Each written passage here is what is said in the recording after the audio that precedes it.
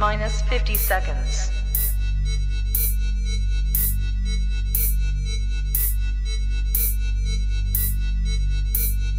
T-minus 40 seconds.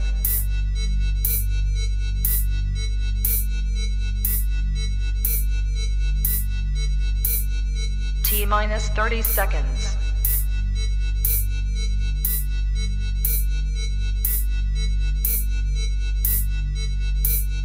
T-minus 20 seconds.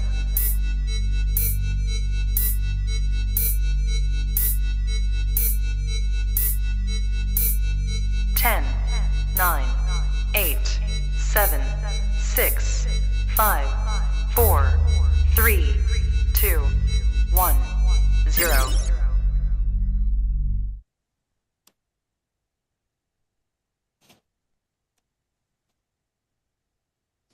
All right, perfect. All right, I think we're good to go. Everybody's up here. So tonight, ladies and gentlemen, we are the space is called True Stories of January 6th, and I wanted to kind of run through how I would like to run the space tonight because I've attended a lot of spaces where I've been a speaker or I've listened to spaces about January 6th, and for those of you who attend a lot of spaces, listen to them or participate in them, you probably know that typically spaces are just kind of a free forum for people speaking. It's very casual. People listen, people raise their hands, they ask questions, they express, ideas or thoughts. And with tonight, what I really want to do is give an opportunity for people who have experienced being in DC on January 6th, being raided by the FBI, going through the legal process, being labeled an insurrectionist, being labeled a terrorist, and what this has done to people's lives and what this experience has been like. I want to give an opportunity to people to just tell these stories. So what I don't really want to do with this particular January 6th space is just open it up for people's speculations or theories. I don't want to spend all night talking about Ray-Eps. I don't want to spend all night speculating about all these different things. I really just want to kind of give people an opportunity to tell their true stories and just deal with the facts that have happened. I have invited Julie Kelly into the space, who I would say is probably the most educated person in the entire country, possibly the world, on the topic of January 6th and what's taken place, because I think she's reported on and studied the various cases and various elements. Geri, mute yourself. Geri, you're doing crazy things. Hold on, I'm going to mute your mic. 1 second. All right. So Julie is basically like America's spokesmodel for January 6th. And she's been very, very busy today. I think she was just on the Tucker Carlson show. I know she has to dip in like 30 minutes, 20 minutes or so to do Larry Elder. By the way, I'd like to give a big shout out to Tucker Carlson and Larry Elder for being two in a small group of conservative journalists who have actually spoken consistently about January 6th since the very beginning and been kind of on the front lines of trying to get the truth out there and actually investigate when so many other conservative journalists and reporters have gone totally silent on the topic. But Julie Kelly is one of the most outspoken and knowledgeable people on the topic. And I know she has to jump in 20 minutes. And then she said she'll come back after she finishes her Larry Elder interview. So, Julie, do you want to kind of do you want to say hi and kind of get things started? And then we'll move on from there? Yes, of course. So thank you, Brandon, my friend, who we've been in communications for a year and a half now. So thank you for hosting this, and I'm anxious to hear everyone's stories. Looking back now at the 2-year anniversary, which just seems inconceivable. But I will say over the course of the past 2 years, maybe 20 months, and Brandon, you could probably personally attest to this. When I would talk to January 6th defendants, and we would just get a flood in American greatness, the people who are being arrested and prosecuted and subjected to FBI raids, and they really didn't have anywhere else to go. And I'm not bragging, but I'm just saying we started writing about it really early, like February of 2021. And what I would tell them, and Brandon, I think you can confirm this, is look, the truth about that day eventually will be told. It might take a while. It might take a few years. I don't think it will take as long as Russiagate. but we are going to find out exactly what happened, who was responsible, and the interests, the agencies who are working behind the scenes. And I think now, 2 years later, that sort of is coming true, and the regime and the media's narrative is crumbling rapidly, not just from coverage that we've done at American Greatness, people like Darren Beatty, obviously Tucker, and the handful of conservative influencers who have helped tell this story, but under the weight of their own evidence coming out at trials, coming out in the January 6th Select Committee report, coming out in the House Republican report. So I think now, 2 years later, Americans are starting to wonder if what they really saw on their TV screens that afternoon was really the truth about what was happening. Well, God, I hope you're really right about that, Julie. And I want to, because I know you're short on time right at the moment, I want to share just a really kind of quick, funny little thing about my relationship with you. And then I'd like to ask you to kind of summarize for us just what your opinion is about January 6th and what it actually was. But before I do that, I just want to tell everybody that I'm one of those people you were just talking about who reached out to you probably around the summer of 2021. I was just like every other January 6th defendant. I was traumatized. I was suffering with PTSD. I was scared about the direction my case was headed in. And I reached out to you as you being a journalist, because I was hoping you could help me get more information. I couldn't get any information outside of my own case about what was going on. And my relationship with you began, first of all, I guess I'll take an opportunity to say thank you. Thank you for being so open. Thank you for being so willing, because I was a stranger reaching out to you, even though you may have possibly heard of me, but I was a stranger reaching out to you in a desperate situation. And you know, for a while there, kind of took me under your wing, and then we actually developed a friendship. And now we call each other and just sort of laugh about things, and you know, we have a much more lighthearted relationship. But I do remember toward the end of 2021, this conversation that always just makes me laugh when I think about it, because I think like every January 6th defendant, there was a moment when I truly believed my charges would be dropped. I think every January 6th defendant has had that moment where they're like, "Oh no, they're going to drop my charges." And I called you, and I remember I was like, "Oh, I'm pretty sure my case is going to get dropped. My attorney is sure of it." And you were like, "Oh, sweetie, oh, honey." And like oh, I always love that moment between us where you're just like, "Sweetheart, that's not happening." I do remember that. And I remember feeling bad being the bearer of bad news, but also having observed it for even the short amount of time, I was like, oh no, because you were, and I think you remain, the most notable January 6th protester. And they were going to go after you for other reasons aside from your minor involvement in what happened that day, simply because you were, doing what you were doing with Walkaway. So, I so that is a sort of a funny aside, um, and you are joined by so many Americans who did not think they were doing anything wrong, exercising their constitutional rights, doing what other protesters had done as recently as 2018, the fall of 2018, in the Brett Kavanaugh protests that were in many ways far more dangerous and lasted a lot longer than 4 hours. So I so yes, that's how you and I connected, and I am just so happy to see you moving on and doing what you're doing and not being intimidated or cowed by what this regime, this government, and this court system is trying to do to you and Well, everyone before we move else. to the speakers and start hearing people's personal stories, which we're going to do in just a minute, can you just kind of share with us? And I know it's not an easy question, and no one's expecting you to speak from a place of absolute certainty, but just in all of the research that you've done and all of the reporting that you've done, can you share with us, to the best of your ability, what you believe actually took place on January 6th, even if it's multiple things in multiple places? I think for the most part, it was an inside job. It was an inside operation. And we see this now coming out not just in the testimony, the transcripts that are being released in the January 6th committee, which indicates by one of Nancy Pelosi's top staffers who said they started planning for the events of January 6th in the summer of 2020, We also see indications from DOJ, DHS, that they were in constant communications days before January 6th. Well, if the idea or the narrative is that all of the law enforcement and intelligence agencies were totally caught off guard that day, that Donald Trump incited the spontaneous insurrection because of his speech, what was everyone talking about months and weeks before January 6th?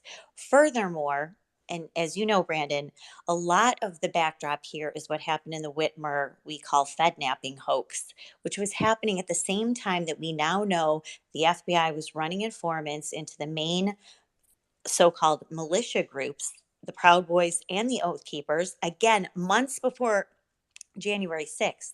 This is coming out in the trials.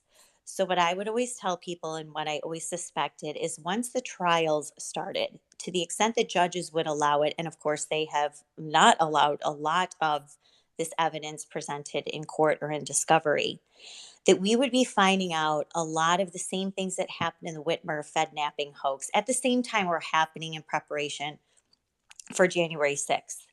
The biggest tell to me, and I'll let you take this somewhere else. 845-page January 6th Select Committee report. Christopher Wray's name is not mentioned one time. This committee, who's supposed to investigate January 6th, apparently did not interview the FBI director, nor did they interview Stephen D'Antuono, head of the Washington, D.C. FBI field office, which we also know from testimony was the repository of all of the FBI activity and intelligence about January 6th. They didn't interview him either. And he was the guy in charge of the Michigan FBI field office managing the key informant and supervising agents in the Whitmer Fednapping hoax. Like, you can't make this up. So to me, the Whitmer Fednapping hoax, knowing what this FBI is now capable of, especially the revelations in the Twitter files, all of this is piecing together. And people really have to take a second look. If they think what they saw on January 6th was legit, as you're watching this unfold on TV, taking a step back now 2 years later, knowing what we know about the FBI, the weaponization, the partisanship of that agency, what they did in Whitmer and in other events, we're now supposed to believe they had nothing to do with January 6th. It's just inconceivable. Julie, in the J6 report from the J6 committee, I know that you know these things because you've studied the case, but does the report from the committee even tell the public, like, who broke the first window, the identity of the person who first started the violence, who broke the first window, who was the first person inside? Do we even know the answers to those questions after 2 years of this committee? No, because the entire committee report, 8 chapters, focuses solely on Donald Trump. The legislative impetus for the committee, as they told the American people, would be to investigate the law enforcement and security failures leading up to that day. That section was relegated to an appendix at the end of the report, completely buried. And this has even raised some questions and skepticism on the left. Mother Jones last week posted an entire article saying, wait, we were supposed to be told what law enforcement, what all these police agencies, intelligence agencies didn't pick up before January 6th. And now it's buried at the end of the report. You didn't even interview the FBI director or the guy who was in charge of the most powerful FBI field office.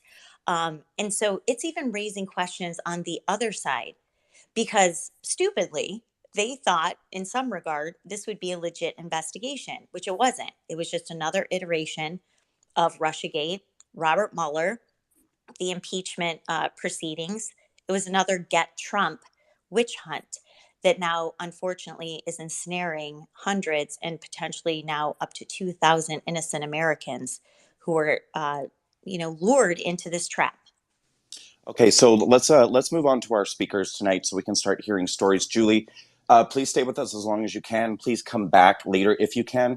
And as the speakers are sharing stories, please feel free to jump in at any point if you want to add context to anything anyone's saying or further information.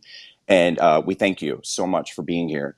Why don't we start with Dr. Simone Gold? And what I would like to do is kind of go one by one and sort of establish why the various people who were on our panel tonight who were arrested, or in the case of Geri Perna, who's with us tonight, she's here representing her nephew Matthew, who sadly was bullied to death by the DOJ and ended up taking his own life going through this process. So Geri's here with us tonight to share his story. What I would like to do is kind of go step by step and ask everybody, kind of first why they were there, and then go back again and ask everybody what their FBI raid experience was like, and then what happened after you were raided. So why don't we kind of start with just why were you there? Why were you in DC on January 6th? Dr. Gold, do you want to start? Yes, thank you very much. And also, I do want to say thank you to Julie. Your work has been terrific, fantastic. Just the research that you put into your work just benefited everybody in the world, really. Thank you. And everyone's story, I think, is a little bit unique and different from everybody else's. Mine is particularly unusual, I suppose. For those of you who don't know me, I was a practicing emergency physician for more than 20 years when SARS-2 came to our shores, as well as all of the lockdowns. I'm also an attorney, and I started speaking out against the lockdowns and the propaganda and the censorship that was just sweeping our nation and the globe.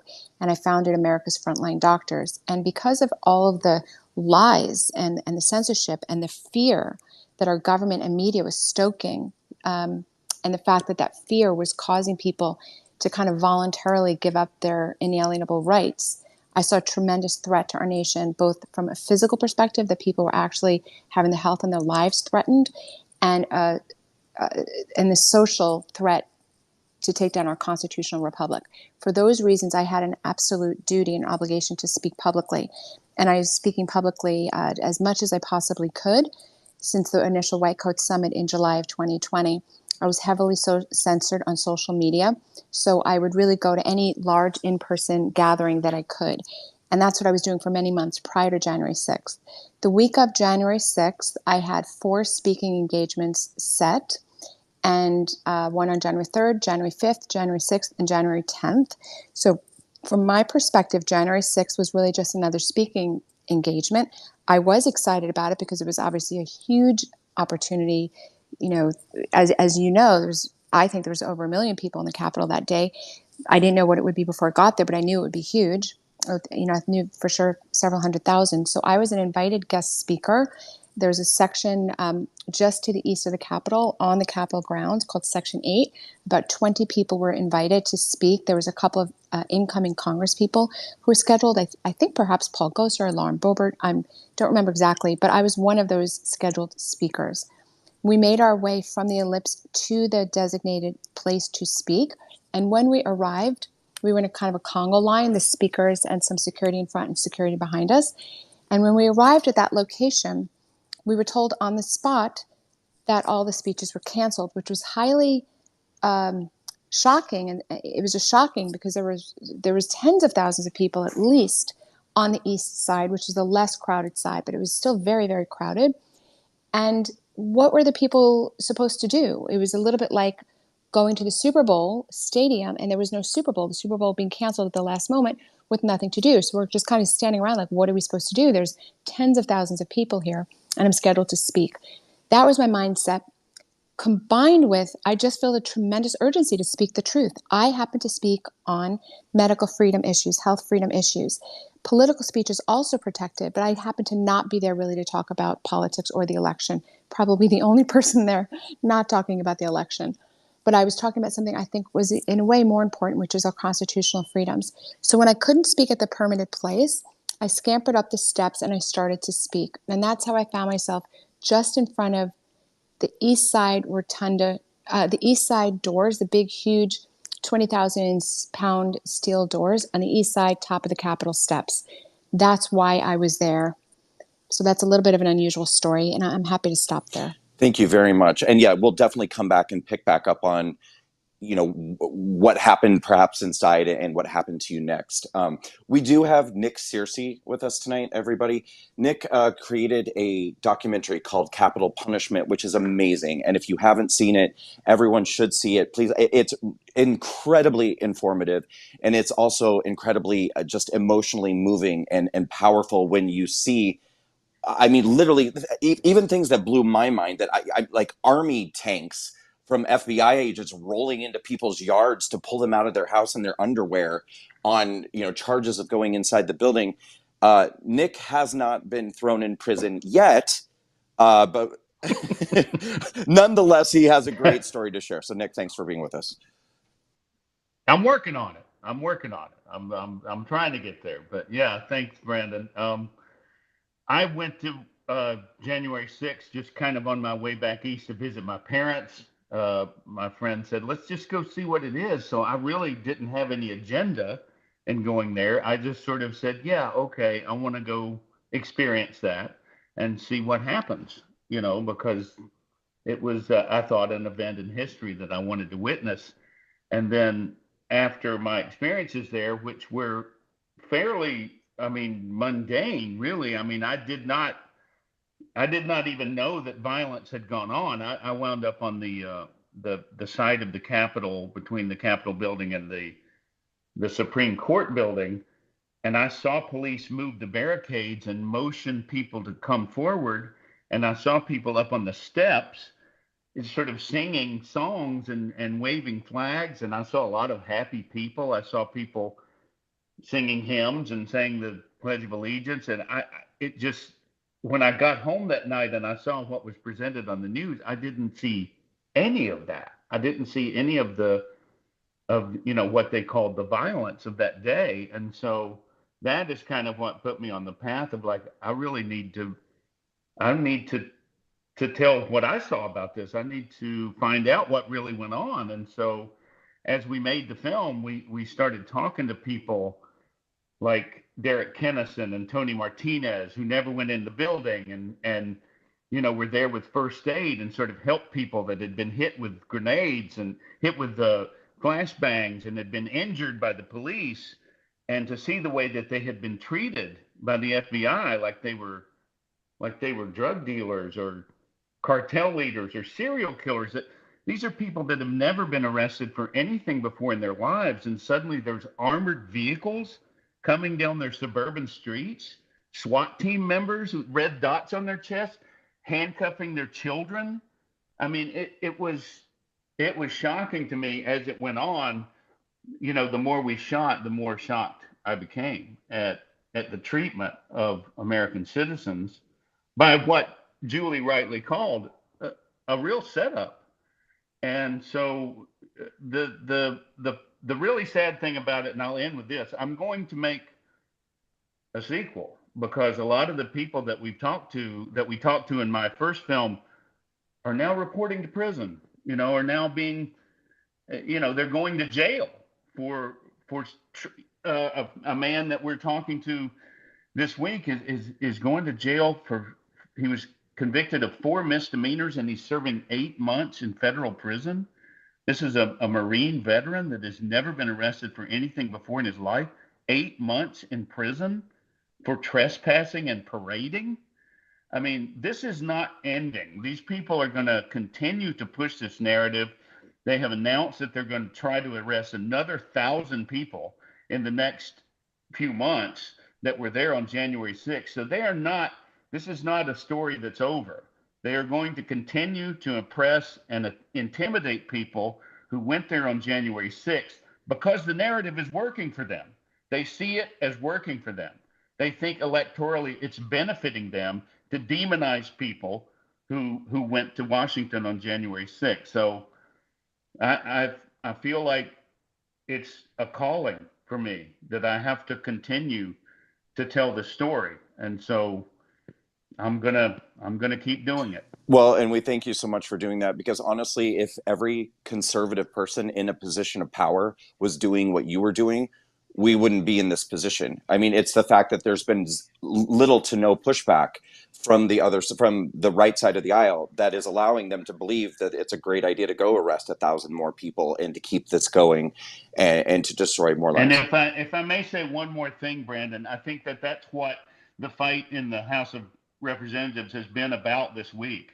So much. It's like nobody on the Republican side is fighting for these people. And that is why we are all so furious. And that is why we don't want another Speaker of the House who will not do anything to stop the oppression that's going on. The movie is Capital Punishment. That's Nick Searcy's documentary. Nick, please tell people, and keep telling them throughout the night while you're here, how can they watch your movie? Easiest place to go is capitalpunishment.locals.com. That's also my locals page, nicksearcy.locals.com. You can also find the movie at hisglory.tv. Okay. Those are the two places right now. Okay, great. So you don't have to like shamelessly plug yourself. I'll just keep asking you that like 1,000 times tonight, and you just keep saying, okay. I appreciate that. I'm going to move now to Geri Perna, and then we'll go to John Strand, and then we'll go to Derrick. Geri, once again, is here tonight speaking on behalf of her nephew, Matthew Perna, who's no longer with us. So, Geri, do you want to kind of start off by just telling us your summation of why Matt was in D.C. on January 6th? And please feel free to share anything else, how this has affected you, your family throughout, while you're speaking. Oh, sorry. This is Geri's first space. Geri, in your lower left, you'll have click the mute button to turn your mic on. Sorry about that. I should have told you that. There you go. Okay. Can you hear me now? Yes, we can. Okay. Well, like so many Americans that went to January 6th that day, my nephew Matt went because he thought it was going to be a celebration of historic proportions.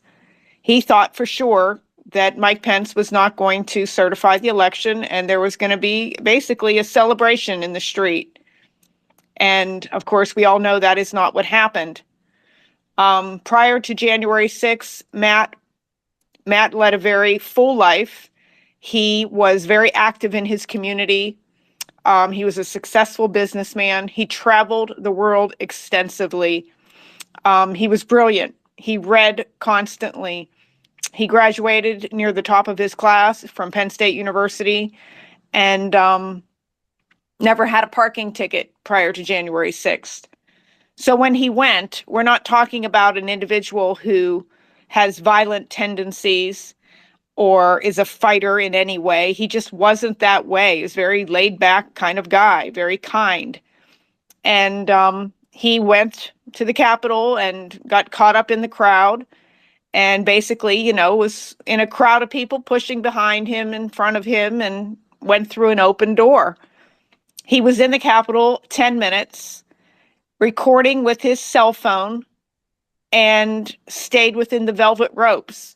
He never ventured anywhere else in the Capitol. He didn't touch anything or break anything, and he went out the back door.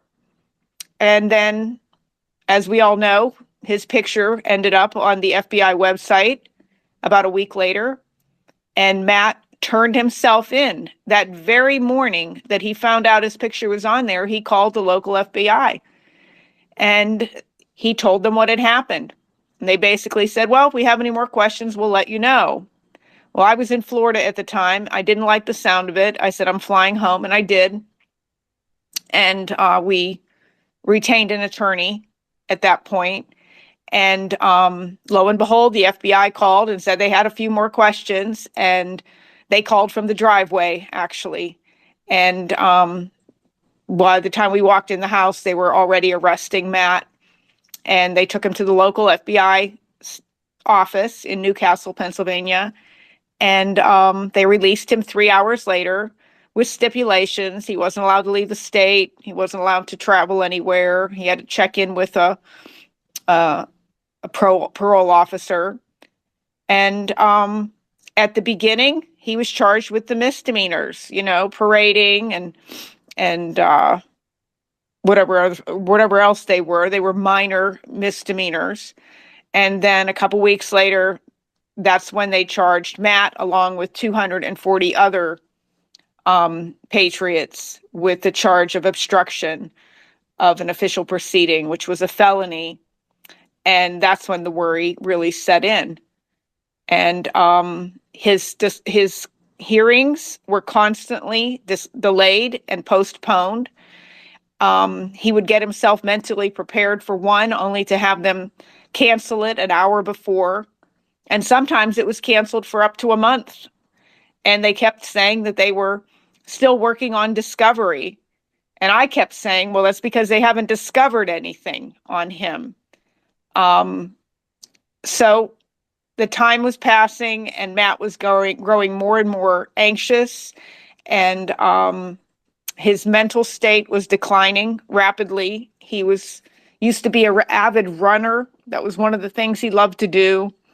He was a very health conscious person, and he basically gave that all up because he just didn't matter to him anymore. So he was back and forth for plea deals, and they never once budged on anything with the charges. They wouldn't drop anything. And Matt asked his attorney, I need to get this over with. I have to move on with my life. And his attorney told him the fastest way for it to be over would be to plead guilty, and that he would be looking at 6 to 12 months in a federal prison camp. Matt had never had a parking ticket prior to this. He had turned himself in, and he was a part-time caregiver for his dad, who was ill. And so Matt, by the advice of his attorney, he pled guilty, and his sentencing hearing was scheduled for March the 3rd. And a week before, the Monday before, Matt was very anxious about March the 3rd, because March the 3rd was, in fact, the anniversary of his mother's death. And he had a very bad feeling about this sentencing taking place on that date. And he called his attorney, and his attorney basically told him, well, I've got bad news. The same attorney that kept saying 6 to 12 months, 6 to 12 months, don't worry, I've got this, all of a sudden tells him that the DOJ was looking to add a sentencing enhancement, and that would increase his sentence to possibly 4 to 6 years. Matt called me, and he was just sobbing hysterically on the phone, and he could hardly speak. And I kept trying to encourage him and telling him, don't worry, we're going to get through this. We're going to get through this. And he had a lot of faith in God. He read his Bible front to back, I don't know how many times. In the course of that 13 months, I think he read through the Bible several times, just looking for answers.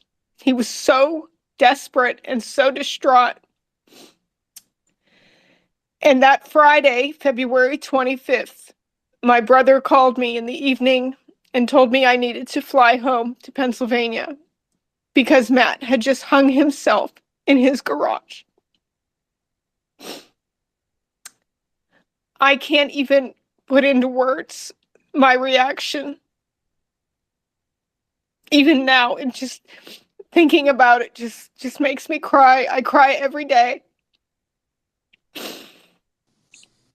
We miss him like you can't even imagine. I don't even know how we got through the holidays.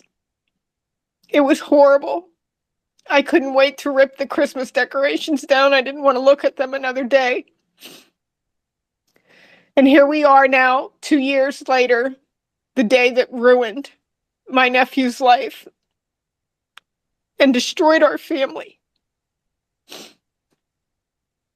I'm sorry. It's okay, Geri. Thank you so much. Why don't we just, for the moment, leave it there, and then we're going to come back, and I want to ask you more specifically about the process Matt was going through. I know this is really painful, and I'm not trying to torture Geri. The whole purpose of this conversation is to illuminate for everybody listening what everybody has been through, and why Matt made the choice that he did, and why he's not the only one, and people need to know this. So I'm not trying to torture you, but I want to ask more questions about what Matt went through. Yeah. Okay. In the meantime, why don't we go to John Strand? John, if you could tell us a little, tell us your story. But why were you in DC, and tell us a little bit about, what brought you to the Capitol? Sure, Brandon. Thank you. Geri, thank you for sharing. I'm really just awestruck by the intensity of that suffering, and by your just authenticity and sharing that with us. Wow. Um, the the reason that I'm so passionate about participating in this conversation and in this effort is because of the enormity and severity of what you just heard Geri share.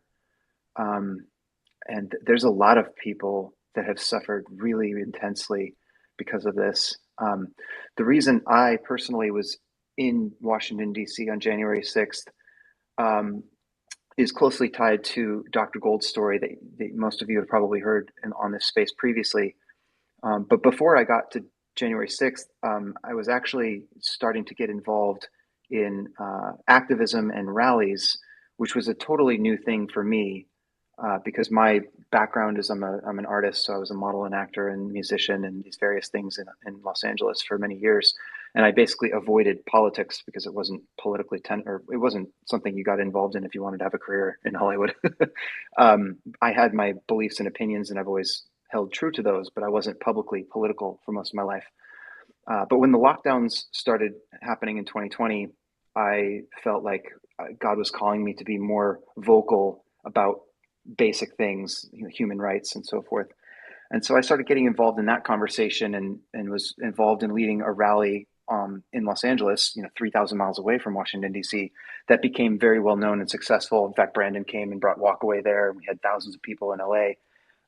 Taking to the streets in support of freedom, in support of human rights. It wasn't really about President Trump or politics per se.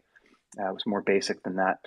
But that's how I kind of got involved in the scene generally, and then got connected with the work of Dr. Gold and America's Frontline Doctors. And so because of all of those activities in recent years, I was in January 6th because I was working full-time for America's Frontline Doctors, and I was providing security and other services for Dr. Gold while she was doing her job. So that's what brought me to Washington, D.C. on J6. Was if it was not for my professional obligation in doing my job, which I take very seriously, I would not have been in DC. I would have actually been hosting a Stop the Steal rally in Los Angeles, or I would have been hosting my own rally. But Stop the Steal was just the hashtag of the month, during that period. So. I certainly have my opinions about politics. I certainly have my opinions about the 2020 election, which was a total travesty, obviously, in many ways. But I wasn't in DC on January 6th because of the 2020 election or Stop the Steal. I was simply in Washington, DC on January 6th to do my job. And my job was to protect someone named Dr. Gold, who was an invited guest speaker of a permitted rally. So from my perspective, that's what I was there for, and that's what I did. And my experience was pretty similar to what you heard Nick Searcy mention, which was that, there were a ton of people everywhere, and it was chaotic, and it's sometimes disorganized, but generally it was positive, and a rally with a lot of people of a pretty similar mind that wanted to share their opinion and express their support for certain people and or principles. Particularly the principles, and that's what brought me there, and that's how I, comported myself in terms of my actions on that day. And to be clear, John, you basically didn't really leave her side that day, right? It's not like you two were ever apart.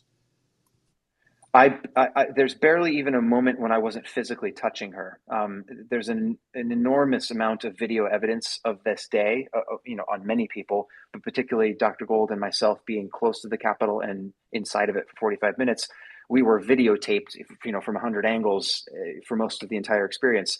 So yeah, if you want to know what I actually did and where I actually was, it's not hard to find out. And I was barely ever not even holding my hands around, her side, making sure that she stayed upright and safe. So that's what I was doing. Okay, thank you. And when we go back around in a moment, because I'm going to kind of pick back up from the moment where people actually went inside the Capitol, and I'll let her pick up the story from there. But before we do, Derrick Evans is with us.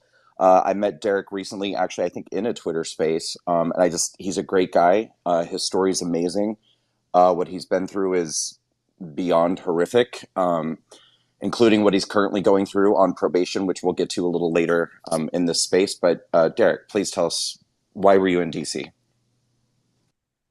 Awesome. Well, first of all, Brandon, thank you so much for putting this on and having us all here. And thank you, Dr. Gold, for all your incredible work in the health freedom thing. I think it's safe to say almost everybody who cares about health freedom has been following you for a while, and just really appreciate all of that. I went to DC for a couple reasons, but most the real reason, I guess, is I've just been elected to the West Virginia State House, and before that, though, I just want to say I wasn't a politician. I was somebody who did show up to events on a regular basis, big events. I would live stream them, and that's kind of why I decided to run for office to begin with. And then I won that race, and all that matters because my wife was 9 months pregnant. I just came out of the campaign. I really wasn't planning to go, believe it or not. I wanted to go. It's something I normally would have went to, but on this particular situation, I was actually going to stay home, just because of the timing of everything. But I had so many constituents in my area who were so concerned about, and I agreed with them in terms of the stolen election. And I saw the thing from Trump, just saying, "Hey, people's coming to D.C. It's going to be a wild day." And so I thought, I ran and said I wasn't going to be a normal politician, if that makes sense. And I'd signed all these petitions like everybody else, but deep down I knew it wasn't going to do anything, didn't mean anything. It was just all for political show, and we all knew that. And so part of this, honestly, is I felt an obligation to my constituents who had trusted me and believed in me enough to represent them and to speak up for them. So that was a big part of, I guess, what pushed me over the hump. Like I said, I wanted to go, but that was the reason I decided to go. Ultimately, what was to go there and to peacefully and patriotically exercise my natural God-given rights to free speech. And that's what I did that day. I showed up, and as Brandon has eloquently said in other spaces, I wasn't there going there to overthrow the government or to ask them to overturn the election. I was going there for the sole purpose of asking them what has been done in the past, which is to send the certification back to the states, allow them to investigate that, and then after that 10 days, make the decision to do that or not. So you didn't bring your flagpole to murder people, is what you're saying? Absolutely. I did not go there to do anything violent. I didn't partake in any of those things. Look, I wish that big tech hadn't censored all of us for not only the thousands and tens of thousands of hours of video footage, quite frankly, that's probably been deleted and deleted evidence. But also, I had tweets out there leading up to January 6th where people would ask questions. Hey, is it possible to overturn the election on January 6th? And I had explicitly stated and described, no, that's not how this process works. We are going there to ask them to, to send this back to the state. So I had clear evidence that I wasn't going there to quote unquote attempt to overthrow the government or overturn the election.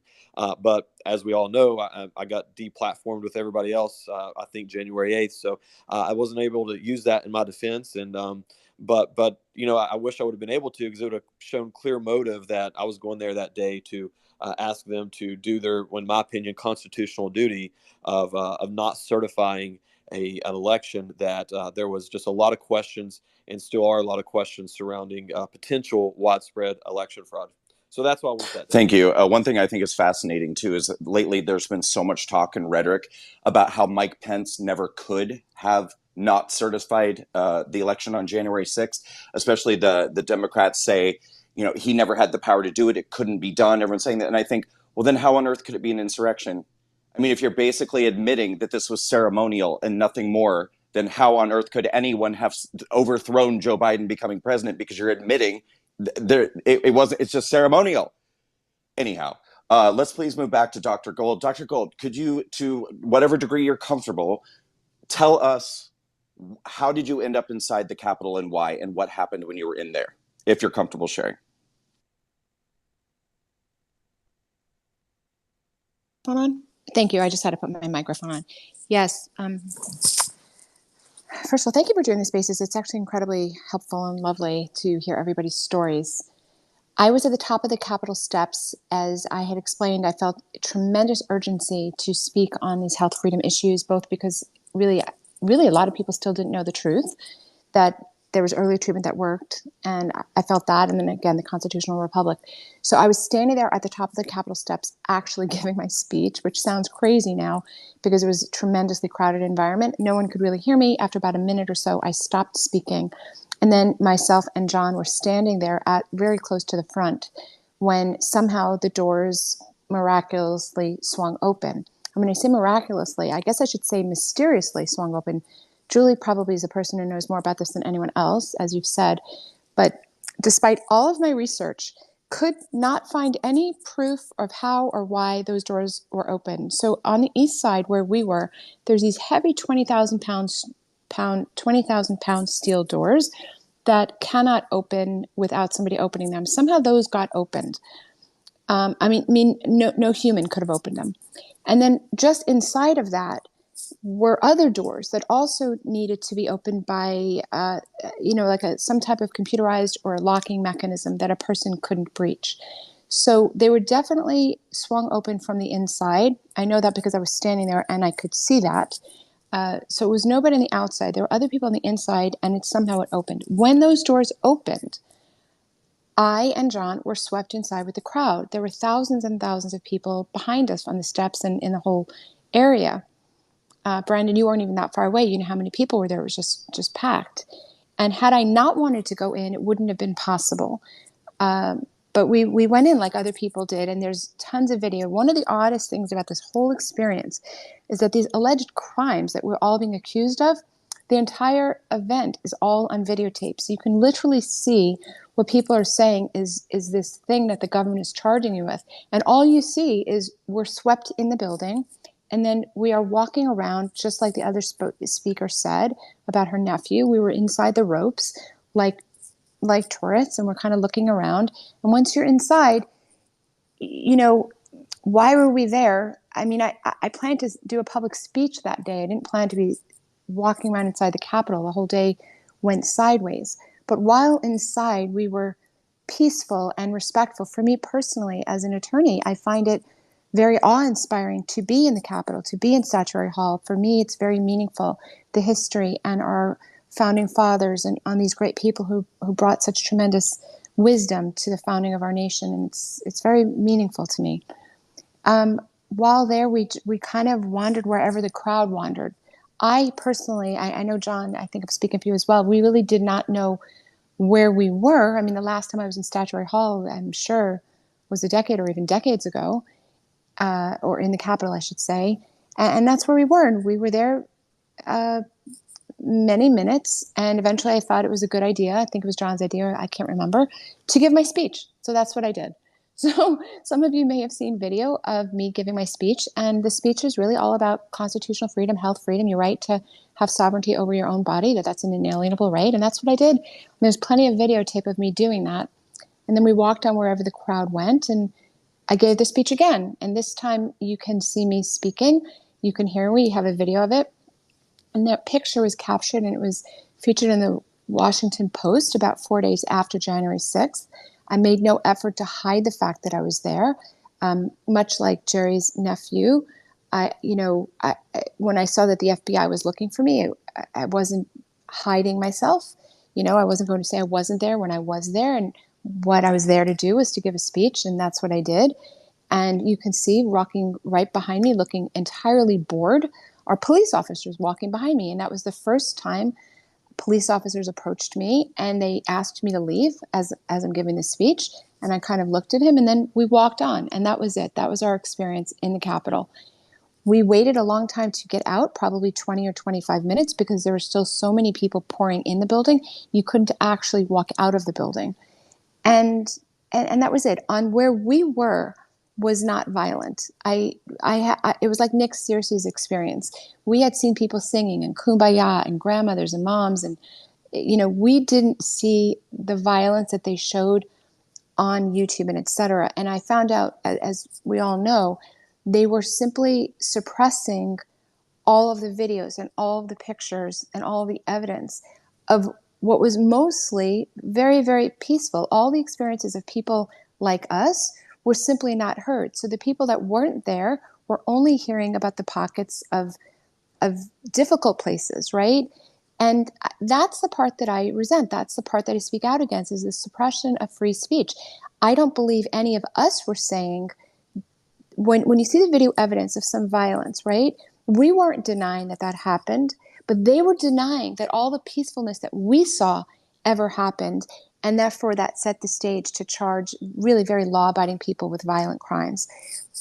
But that was our experience. Thank you very much. And you touched on something that I want for us to kind of explore as we go through this space tonight, which is nuance, the nuance of January 6th. Because again, because of any of the media kind of on the center, or certainly over toward the right, the majority of media went completely silent and was not even interested in talking to people with misdemeanor charges, people with nonviolent charges.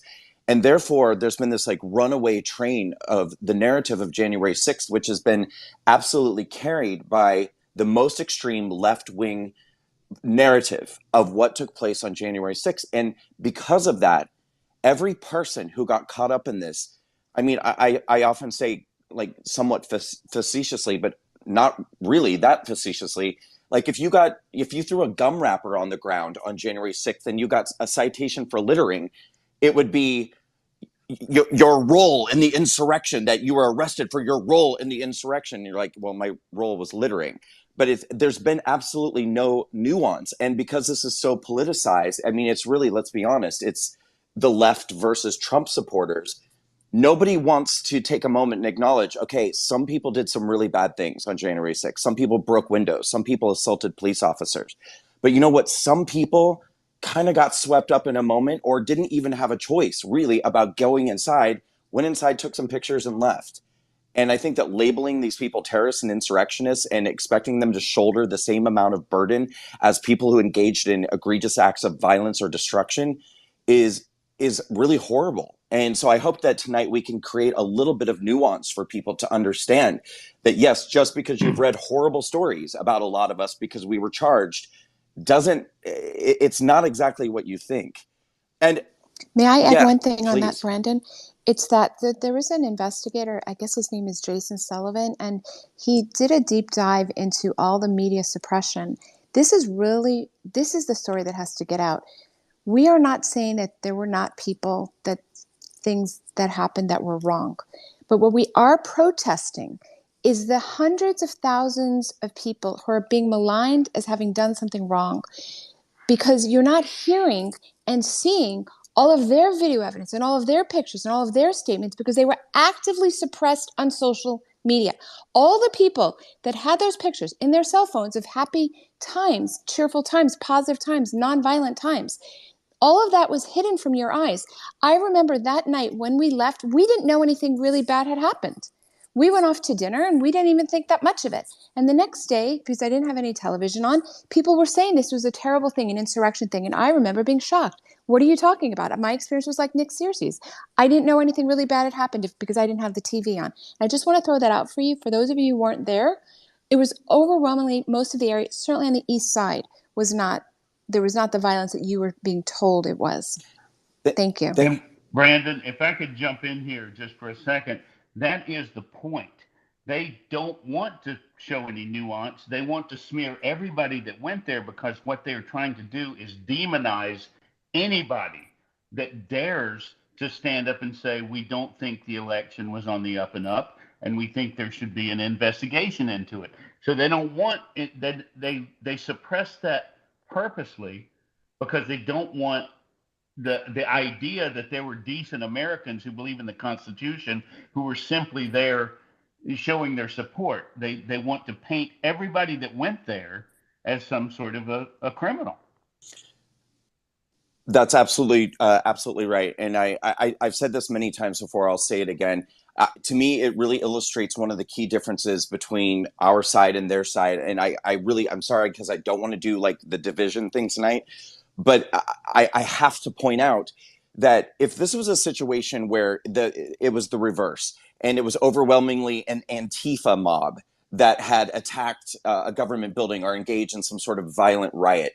And, you know, anyone who knows me knows I don't have any positive feelings about the Antifa or movement. I think that anybody who would join Antifa probably has a screw loose. Nonetheless, if the Trump administration was going around rounding up, thousands of Antifa people, and some of those Antifa people were saying, yeah, I was there when that stuff was happening, but I didn't do it, like I was not involved in that, I would not want those people to be prosecuted. My attitude would not be, well, you're Antifa, so screw you, go to jail and lock you up and throw away the key, give them the gas chamber. I'd be like, no, like there should be appropriate justice for what people actually did, and there should be nuance to the situation. If you're somebody I don't like and you were present at a violent event, but you didn't engage in that, I don't want to see you suffer, and I don't want to see you prosecuted. But that is not the attitude that we're receiving from the other side. Can I take a moment to just say, could everyone please tweet out this space? We have a really great audience, but let's try to get 2-3 times as many people in here to hear these stories. Please just take a second, share the room, encourage your audience to come inside and listen. Geri, are you able to share with us any of Matt's impressions when he went inside, what his experience was like when he was inside? And remember, you have to unmute on the lower left.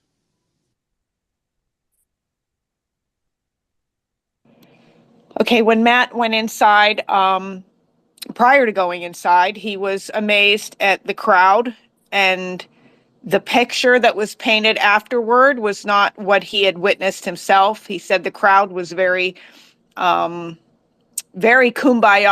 He was the term he used, and he was also very amazed at the diversity of the crowd. They like to paint the Trump supporters as a bunch of white supremacists and racists, and that simply wasn't the case. Every nationality, I believe, was probably represented that day.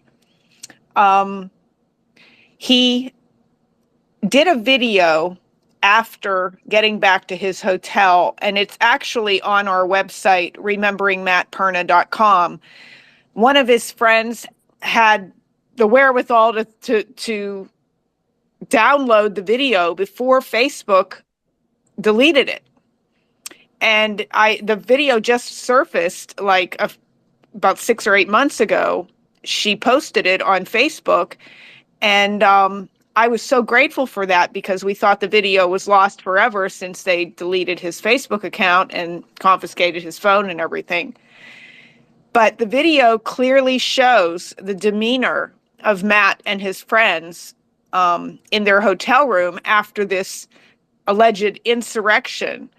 I mean, you would think that people who were charged with these horrendous crimes would be acting like they just won the Super Bowl, and they would be hyped up and just, high-fiving and everything. That wasn't the case at all. And you can view the video yourself on the website. Matt is very calm, cool, and collected. But toward the end of the video, there's a couple of sentences which they used against him later. And one of the sentences was that Mike Pence proved himself to be a traitor. And then he says, but don't worry, this isn't over yet. Well, they took those lines out of context, of course, and they used it as evidence against him that he was promoting terrorism. And the fact of the matter was, the way the words were said in the video were very calm and cool, but the way they were presented, it's kind of like a text message. You don't know how it's sent, how it's spoken when somebody sends it to you. Is it sarcastic? Is it pleasant? Is it mean? So they used this against him in the end. But I mean, you can tell his demeanor in that video. He was not somebody who felt like he just witnessed something worse than 9/11. He was just so calm and cool and collected. And what he meant by this isn't over yet is Matt believed in his heart that the audits would take place and the true results of the election would be revealed and the election results would be overturned. And that's what he meant by it. But they used those words against him. But like I said, if you view the video, you will see what he was like just minutes after leaving the rally. And it's just not what they've painted him to be at all. And that's probably why they took the video down, because they didn't want people to hear the truth and to see his demeanor and the way he carried himself. So I just want to I want to jump in there, Brandon. Give just 2 seconds. So everyone listening, take note of what Geri's saying. People were getting convicted for words that are just ordinary words. He said something like, "This is not over yet," and this is essentially what becomes a conviction, because you are facing a DC jury that was 100% poisoned against us and citizens. Just, this is very, very chilling what you just said, Geri, and thank you for sharing that. I think it's an incredibly important point. Thank you. Yeah, and please feel free to jump in at any time. We're kind of going in order as we're telling the stories, but if you want to make comments on what other people said, please feel free to do that. And Yeah, I'd like to jump in please for a do. second, Yes. Brandon, because there's Easton Cantwell, who's a man who's profiled in my movie in Capital Punishment. One of the things that they convicted him for was saying, "We need more help up here." Now, they said that was him inciting them to riot. When what he really was just saying is, like, there's a lot of stuff going on up here and we need some people to help. But they made that seem like he's some sort of, crazed terrorist. And, what Simone said and what Geri said is exactly right. They're taking just ordinary common speech and twisting it into some horrible exhortation to violence, which is nothing could be further from the truth. Nick, that's actually the point I was going to, sorry, just really quickly, that's the point I was going to make too, is I don't know a single January 6th defendant yet that I've spoken to who did not have that experience. And to validate the point that Dr. Gold made and that Geri made, my entire 8 minutes that I was outside the Capitol is on video. So, everything about my case, like literally my entire involvement in January 6th is on video and can be viewed by people. And one of the things that they used against me was that in my charging documents and kind of the summation of my case, they were saying, Strzok approached the Capitol and was saying, we're going in. Well, if you watch my video, what you see is that there's a man at the top of the steps and he's shouting down, "They've opened the doors. We're going inside. We're going in. And I literally repeat verbatim what he said. Like, it's 100% obvious that I am just repeating for my audience the exact words that he said. They removed that context and just made it sound like I was saying that. And like I was like leading a charge with a torch in my hand.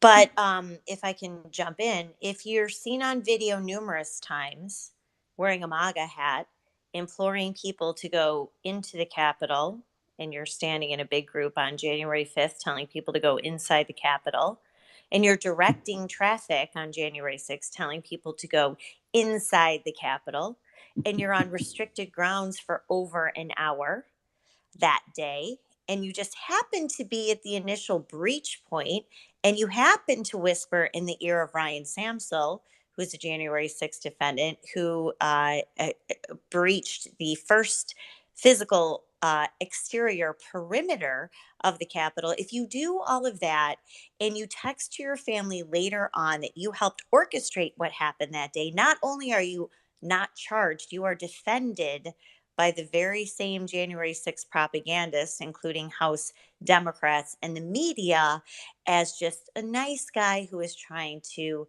ease the situation. And you're not an insurrectionist somehow. You are the only hero who's at the Capitol grounds on January 6th. Does this mean you're back with us, Julie? Yes. Hi. Yay. Did you already do your Larry Elder? Larry O'Connor. I'm sorry. Well, I still stand by what I said about Larry Elder because he's been amazing. He's had me on to tell my J6 story numerous times. Julie, great. I'm glad you're back. Thank you. John Strand, pick up the baton, please. Yeah, I just wanted to notice the common theme here, which is just an unbelievable amount of dishonesty. I'm glad that you mentioned nuance, Brandon, and obviously that's missing from this. But I think even more than nuance is just the fact that everything that's going on with the J6 situation is just incredibly dishonest. The entire thing is just a gigantic lie that's being constructed and weaponized in the obvious ways. And Dr. Gold is mentioning the impact of censorship by restricting the ability of so many people to offer context or nuance additional information because it was censored, because it didn't fit the intended direction and objective of the event. Also, Julie Kelly has done an incredible job of exposing the government's involvement. They are implied in this. They are they have serious culpability. So as much as we are trying to understand the full breadth of what happened with nuance, and obviously we recognize that certain individuals, yes, committed illegal acts and so forth. So we're not denying that happened, but we're trying to understand, what is this situation exactly? What is it really? Where is it coming from? Where is it going? It's going in a very bad direction, driven by very bad people. Brandon, I don't know if anyone else on here has gone to trial. Is that an experience or a story that anyone else has shared? I believe we've all taken plea deals, including Derrick. So I wanted to share an aspect of so I went to trial, and a lot of interesting and profound things happened. But one of the immediate takeaways was the breathtaking dishonesty of the entire experience. It was shocking. They didn't just try to suggest that, I was physically there, which yes, I was. Technically I broke some law, which they were going to try to punish me for, which legally speaking, I still have actually a defense and an argument against that, but be that as it may, that isn't what they were doing. They were trying to not just suggest, but, preach. They were trying to shout from the rooftops with all of this moral indignation that I was this horrific, evil terrorist person, just overwhelming with intention and hate to lead a terrorist charge to destroy the government and democracy. It was just unbelievable. The position that they took and the quote unquote evidence that they suggested was proving their point. Evidence, which, by the way, was actually quite exculpatory if you were honest in reviewing it. And the entire experience was just the most disingenuous, dishonest, disgusting thing I'd ever experienced in my life. And that's if I took myself out of it and was just looking at it third hand, objectively. It was unbelievable. I just want to jump in here because, Brandon, you were giving everyone the opportunity to hear facts that they haven't heard elsewhere. So there was... John is right. The range, the breadth and depth of the government dishonesty absolutely shocked me. Even having been through this now for a year and a half and watching, as an attorney, all of our rights that didn't exist. You couldn't be seen by a lawyer when you were in jail because of quote unquote COVID restrictions. You couldn't have a speedy trial. I mean, just rights being abridged on the right and on the left. But still, when John went to trial, and we were there. The prosecutors were actually lying in very specific ways. The one sticking point, and Julie, you might find this very, very interesting. So in my trial, I had said from the very beginning, when I first met my criminal defense attorney, when she asked me what happened, and I walked them through slowly everything about that day. One thing that stood out in my mind is when we were standing there outside the East Side doors, a little bit away from us, maybe 10 feet or so away, there was an officer who was making his way through the crowd. He was trying to get away from the crowd because obviously he was very outnumbered. Julie could speak more eloquently to why the police were so outnumbered, but it wasn't anything violent, but he was outnumbered. So he was doing the sensible thing, which is really trying to leave. But as everyone on this call knows, we are essentially a crowd that backs the police, back the police, back the blue, back the blue. He was trying to leave. Nobody was assaulting him. Nobody was bothering him, but it was a little while to get through. But I could see that he looked like he was going to faint. I could see it because of my professional training as an emergency physician. And I kind of looked at him, and he looked like he was going to faint. And he was maybe 10 feet away from me, but there was probably 15 people between me and him, like sardines. We were packed. And eventually he did kind of faint. And as soon as he went down, the crowd chanted, "Get him up, get him up, get him up, get him up." And I remember very clearly, they clapped, "Get him up, get him up." And within about 5 seconds, He was back up on his feet. The crowd kind of helped him up. And he was, of course, uninjured. And he kind of walked off, and that was the end of it. And it was just a little, moment of the day. But as I was telling my criminal defense attorney about that day, I happened to mention that thing had, that was one of the things and aspects of that day. Much, much later, a year later, 2 months later, as I'm facing the nightmare of having to take a plea deal or not, this episode came up again, and she said the government was trying to say that the guy was assaulted, that the cop was assaulted. And I said, he wasn't assaulted, he fainted. I saw him, I could see that he fainted. She said, no, well, they're trying to say he was assaulted. So, well, he wasn't assaulted. And this kept going back and forth. And I'm just like, but he wasn't assaulted. He wasn't assaulted. And that's kind of how it was, right? Then we go off to John's, and the prosecution kept saying he was assaulted. And I go off to my sentencing, and the prosecutor in my case makes a big deal about the fact that this police officer was assaulted, and I did nothing to help. And I'm an emergency physician, and I did nothing to help this poor police officer that was assaulted. And my mouth is hanging open for so many reasons. One is it was a sentencing hearing. Why are you presenting quote unquote evidence at a sentencing hearing when there's no opportunity to cross-examine? The prosecution and the judge were simply like together agreeing to show evidence at a sentencing hearing, which I thought was absolutely out of bounds. Number two, there was no assault, so there was no need for any help. And number three, had there been any need for aid, I was not within ability to reach him anyway, unless I magically developed the power of flight. I could fly over 15 people. But that's how that went. When it came time for John's trial a few months later, that particular officer takes the stand. And what does he swear to? He attests on the stand that, in fact, he was walking through the crowd, and it was very crowded, he got lightheaded, and he fainted. He fainted. It was the same thing I had said to my own defense attorney a year and a half earlier. And this particular officer who attests that he fainted, he had said that a few days after January 6th as well. So his story never changed. A few days after January 6th, he fainted in the crowd. On the stand, he said he fainted. I told my criminal defense attorney he fainted. And yet, in my case, they kept saying that I was near an officer who was assaulted and I didn't help.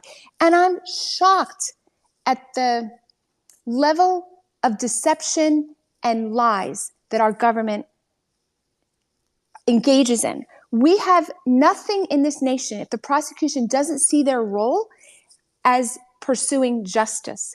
It is not as though they're supposed to be pursuing convictions. We need our prosecutors to be pursuing justice. It's not the same job as being a criminal defense attorney who needs to advocate fiercely and aggressively for one person, the criminal defendant. The prosecution has all the weight of the government behind it, and therefore it should not be on the side of a conviction or an acquittal. It needs to be on the side of justice. Those days are gone. Everything I saw in the past 2 years has convinced me that the government is solely interested in convictions and not at all interested in justice. And there were many, many examples like that, but I want you to remember just that specific one because the facts were so blatant. Thank you. It's even worse than that, though, because they're not just interested in convictions with J6. They're interested in punishment. They're interested in destroying people. So generally, I agree with Dr. Gold that the justice system has lost all of its moral boundaries. It's lost sight of what its purpose is to pursue justice. And there's a lot of people in jobs that just a conviction is a victory. It's points. It's like scoring a basket in basketball. But this is much more than that. It's much worse than that. It's much more evil than that. It is much more deceptive and destructive than that. These people are lying, cheating, stealing, killing, destroying with the purpose of punishing and destroying people and absolutely tyrannizing them with fear and intimidation so that they will never even think about questioning or pushing back or raising a hand or asking a question or having a different opinion ever again. That's the point. Julie, were you going to? Yeah, go ahead. And then don't forget, poor So- Derrick hasn't gotten a chance to tell his story inside the Capitol, so we'll go to him next. The real unsung villains in all of this are the judges on the DC District Court.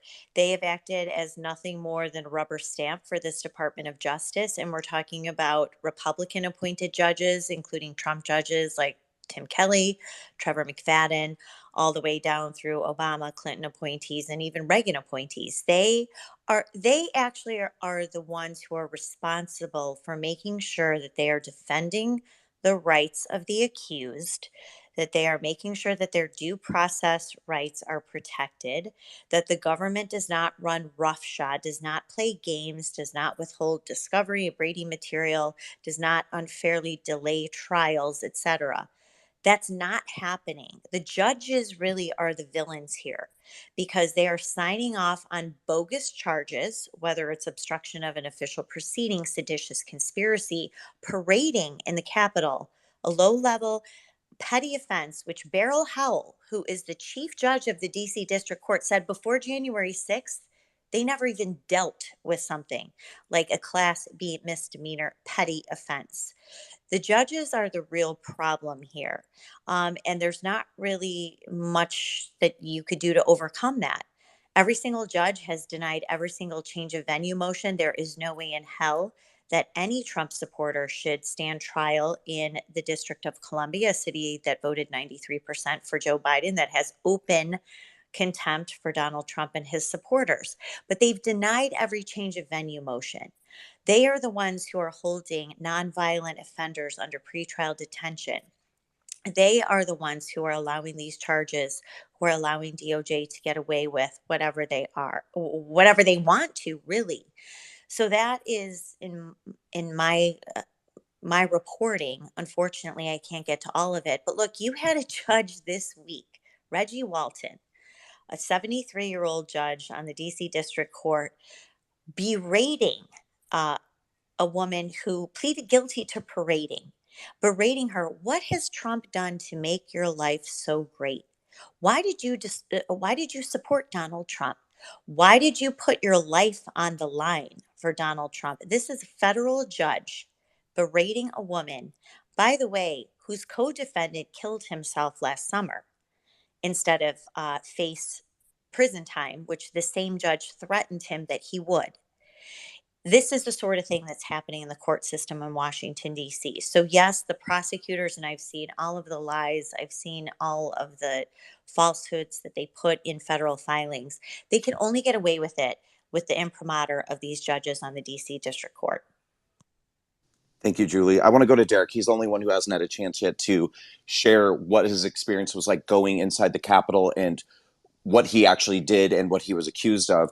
And then kind of for the next round of conversation, I want to talk about what happened next in your lives, your FBI raids, finding out what your charges were, and what the media reporting on your case was like, what your life was like in your towns and your communities, everything that basically happened when the FBI got involved in your life and what happened after. Derrick, please go ahead. Go ahead. Awesome. Thank you again, Brandon, for hosting this. And before I get into my story, I just want to thank you so much, Julie. You are saying so many of the things that, quite frankly, most January 6th defendants can't say, or even those of us who are on probation can't say right now. And just, I really appreciate your courage and willingness to say a lot of these things on our behalf. It's amazing because I was on the east side as well, and from what I'm gathering, I think all of us were on the east side of the building that day. So it's just crazy to think, of all those thousands of people there, we were all probably pretty close to each other on that day at one point or another.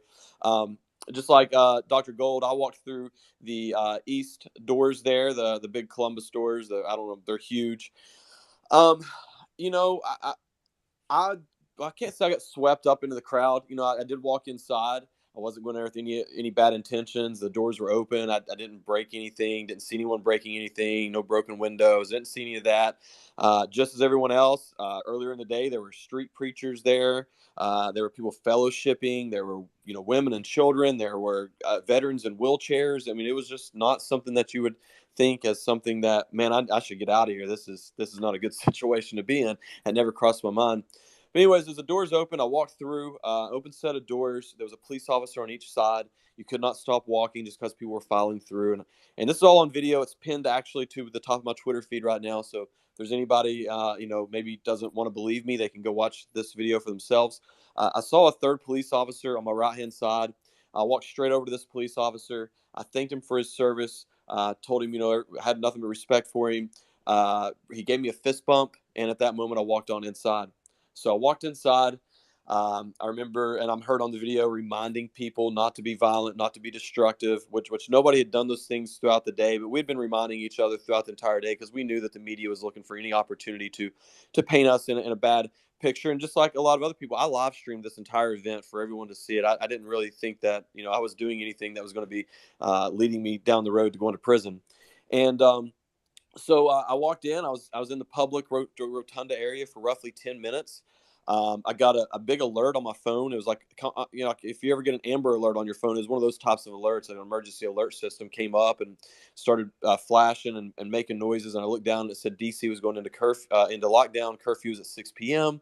And what's crazy is at that time I thought, man, I need to get out of here and find my group, get back on the bus and get out of here so I don't get caught out after curfew and get in trouble. That was, little did I know that would be the least of my worries if that would have been the case, but that's what I was thinking. So after that, I didn't have cell phone service anymore. I don't know if they just turned it off or jammed. I don't know what happened, but I didn't have cell phone service anymore at that point.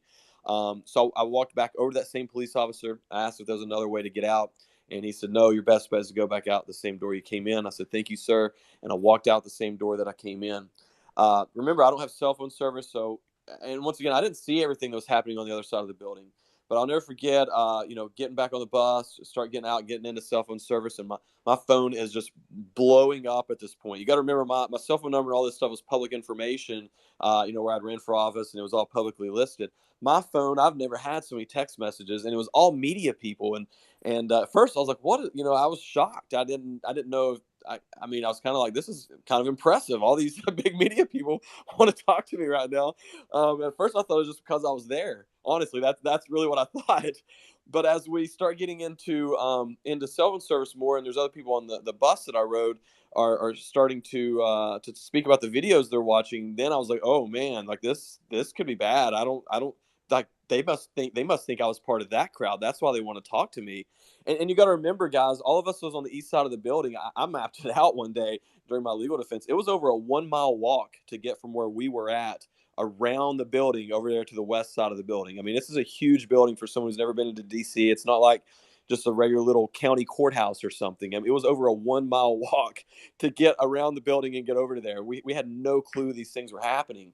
And so I was as shocked as everyone else. And at this point, I was kind of shocked about, I guess I was thinking, man, I'm gonna have to deal with the media. Being an elected official, they're gonna think that I was involved in this. I'm just gonna have to make sure and let everybody know that I didn't partake in any violence or anything, And then, I got on social media. I've already been doxxed at this point from all these Antifa, BLM groups and all this. And they're all saying, oh, you're going to get hung for treason and all this. And the first few times you hear that, you kind of laugh. But, after you read about 1,000 comments of that, you start to question, well, did I do something, that like, was it that bad, and so I started getting a little concerned, a little scared. And so I got home and reached out to a lawyer friend of mine, and he said, yeah, I think that it would just be safe. I don't think you have anything to worry about, but let's just go ahead and send a letter or contact them, and I'll let them know, the FBI, that I'm representing you if they want you to let me know, and you'll turn yourself in. I said, absolutely. I don't want them to kick my door down in the middle of the night with my family here, with my wife and my 4 young kids, a newborn. And so that was my concern, and sure enough, though, that's what they did. But I'll stop right there, since we're going to get into that portion of everything. But nonviolent, non-destructive, walked through open doors. Oh, charges. I was originally charged with the 2 misdemeanors that most people were charged with. They arrested me on January 8th. I was in the very first wave of arrests. Unfortunately, quickly became one of the faces of this, just from being an elected official, which was used against me during my legal defense throughout all of this. I was originally charged with the 2 misdemeanors, and then a few months later, they charged me with 2 more misdemeanors. And then less than a month after that one, I'm at this point, I'm facing 4 misdemeanors. Less than a month later, they came back and was like, choose your misdemeanor and we'll drop the other charges. And I said, great, send me the paperwork. I'm ready to sign. This is a verbal plea deal. And which we thought it was weird that they just offered, like, what was the point of charging me with 2 more misdemeanors just to come back 2 weeks later to drop them? We didn't know. It was confusing. And but anyway, so the week that I was supposed to enter that plea deal in court, the prosecuting attorney reached out through my attorney and informed us that not only were they withdrawing the verbal plea offer, that this was coming from the highest levels of the DOJ. She didn't know where it was coming from. To settle in was going to be a really long process from this point forward, because everything had to go up the chain of command and down the chain of command, everything that we discussed and negotiated from that point forward. And then she said, "Oh, and by the way, we're indicting you on the 1512 felony obstruction of official proceeding charge." And so now all of a sudden I go from, thinking this is over with, to now I'm facing 24 years in prison for walking through an open set of doors. And I cannot begin to tell you how devastating this moment was for not only myself, but my wife and my family. You got to think, never been in trouble with the law before. I didn't know anything about the legal system. I didn't know there was federal sentencing guidelines or anything like that. And when I hear 24 years, I went to the bathroom and cried. I went in the bathroom away from my family, and I just cried because, to be honest with you, I was just thinking about my two little girls at the time. They were ages like 4 and 3. And I remember just literally just devastated, crying, thinking, I'm not even going to be out in time to walk my little girls down the aisle and give them away. I'm going to miss their entire life. And that's all I could think about. It was absolutely devastating, to say the least. And then from there, they came back later and was like offering me plea deals of 3 years or whatever, which still sucks. But at least I was like, okay, it's better than 24, But it was still terrible, obviously. And I just kept saying no, because at that point I understood federal sentencing guidelines. If I went to trial, it's about what I was going to face anyways. And so I just kept saying no. And then in January of this year, they came, and you got to think, at this point, I'm financially drained like most everyone else from legal fees, and they know that if you've never been arrested before, the feds, they take your bank information, all of that. They sit there and watch your bank accounts just dwindle down in legal fees, and so they came back in January of this year and said this is a final plea deal, take it or leave it, felony civil disorder. And instead of 3 years or whatever, is going to be putting me at 0 to 6 months in prison. For whatever reason, I was still thinking, well, there's a chance I get 0, But the big thing was, instead of $500,000 in restitution and fines, it was going to be about $4,000 in restitution and fines, which is what it ended up being. So I took the plea deal, and then honestly, that was really hard. I want everybody to know, if you've never been in a situation, I used to watch Netflix documentaries. I used to sit there and be like, I would never plead guilty to something that I didn't feel that I should, or that I did, or whatever, you know what I mean? Whatever those reasons are. But when you're in that situation, maybe if I was younger, it might've been different too. I don't know. But, when you're set in that situation and you're talking about spending years away from your family, I've got a wife and kids, and I got 4 kids. I'm an active father. I'm in my opinion, a great dad. I love my kids, and I thought it was more important for me to be home for them than it was to, I thought it was important for me to swallow my pride at that point and move on in my life. My wife was begging me to sign this plea deal. She was ready for this to be over with, and hope that we got 3 months or less. And that's what I ended up getting sentenced to, is 3 months in federal prison. And we can get into that in a minute in terms of the prison sentences if you want, Brandon. But really quick, I want to tell Geri just how brave you are for speaking out and sharing Matt's story. And my heart absolutely breaks for you guys. And me and Brandon were speaking on the phone. I don't know, it was a couple of days ago maybe. And we were just discussing how, it's been hard dealing with the media throughout all of this, even from our perspective. I was involved in politics. Brandon's been all over the media. It was hard for us, and we've dealt with the media before. I can't imagine how hard and difficult this was for somebody who had never felt the wrath of the media before, to just be thrown to the wolves on the national stage like that and just ripped apart to shreds on a daily basis. I just can't imagine. I mean, it was hard for me, so I can't imagine how hard it was for people who had never went through that before. But I just want you to know, Geri, we love you. We're praying for you, and we're always here for you guys. Well, thank you, Derrick. But you know what? I want to say that you talk about the media and everything. Matt actually reached the point where I went in his house one day and I noticed his television wasn't there. And I said, "What happened to your television?" And he said, "I gave it away. I couldn't look at it anymore because he didn't want to see his face on the news anymore." He gave his television away. I mean, and this is a guy who did podcasts on holistic remedies and CBD oil and alkaline water. And, he was all into, he was against the pharmaceutical industry completely. He just did not believe in it after he watched his mother die. And he wasn't into politics. He wasn't. His podcasts were mostly about health and taking care of your health and eating right and running and the things that he was passionate about. And they took every last thing he was passionate about away, everything. And when he gave his television away because he was afraid to see himself on TV. If that gives you any idea, the fear that was instilled in him by this Department of Justice, I don't even know. It's hard for me to even fathom. And I watched him go through it. But they are evil and they have no souls. They are destroying people left and right, and they do not care. And no apologies ever came, no sympathy cards ever came to our family on behalf of the judge or the Department of Justice or anyone, because they don't care. So I'm going to hop in and say, Geri, Geri's exactly right. You know, the judge in my case, in John's case, literally said false information. He said that 5 people died in the Capitol that day. And in addition to being just grossly offended that a judge doesn't know very, very, very basic facts about that day, is the people that died that, you know, like Ashley Babbitt and then, you know, Geri's nephew, for example. The judges have no idea about any of that, and it's frustrating. And I want to also speak to the point that Derrick made about the plea deal. I was one of those people that never thought I would take a plea deal. I built America's Frontline Doctors as essentially an anti-corruption platform. I have a very hard time saying something, you know, or going along with anything that's not scrupulously true. And I'll be careful, you know, because I did sign a plea deal, so I'm not going to maybe necessarily talk about my particular case. But the overwhelming force that is applied, you know, I didn't know when I first got arrested that it was a 20-year felony, because I was just putting this off. You know, we were being put off so often by the government side. They weren't ready. So I never really looked it up.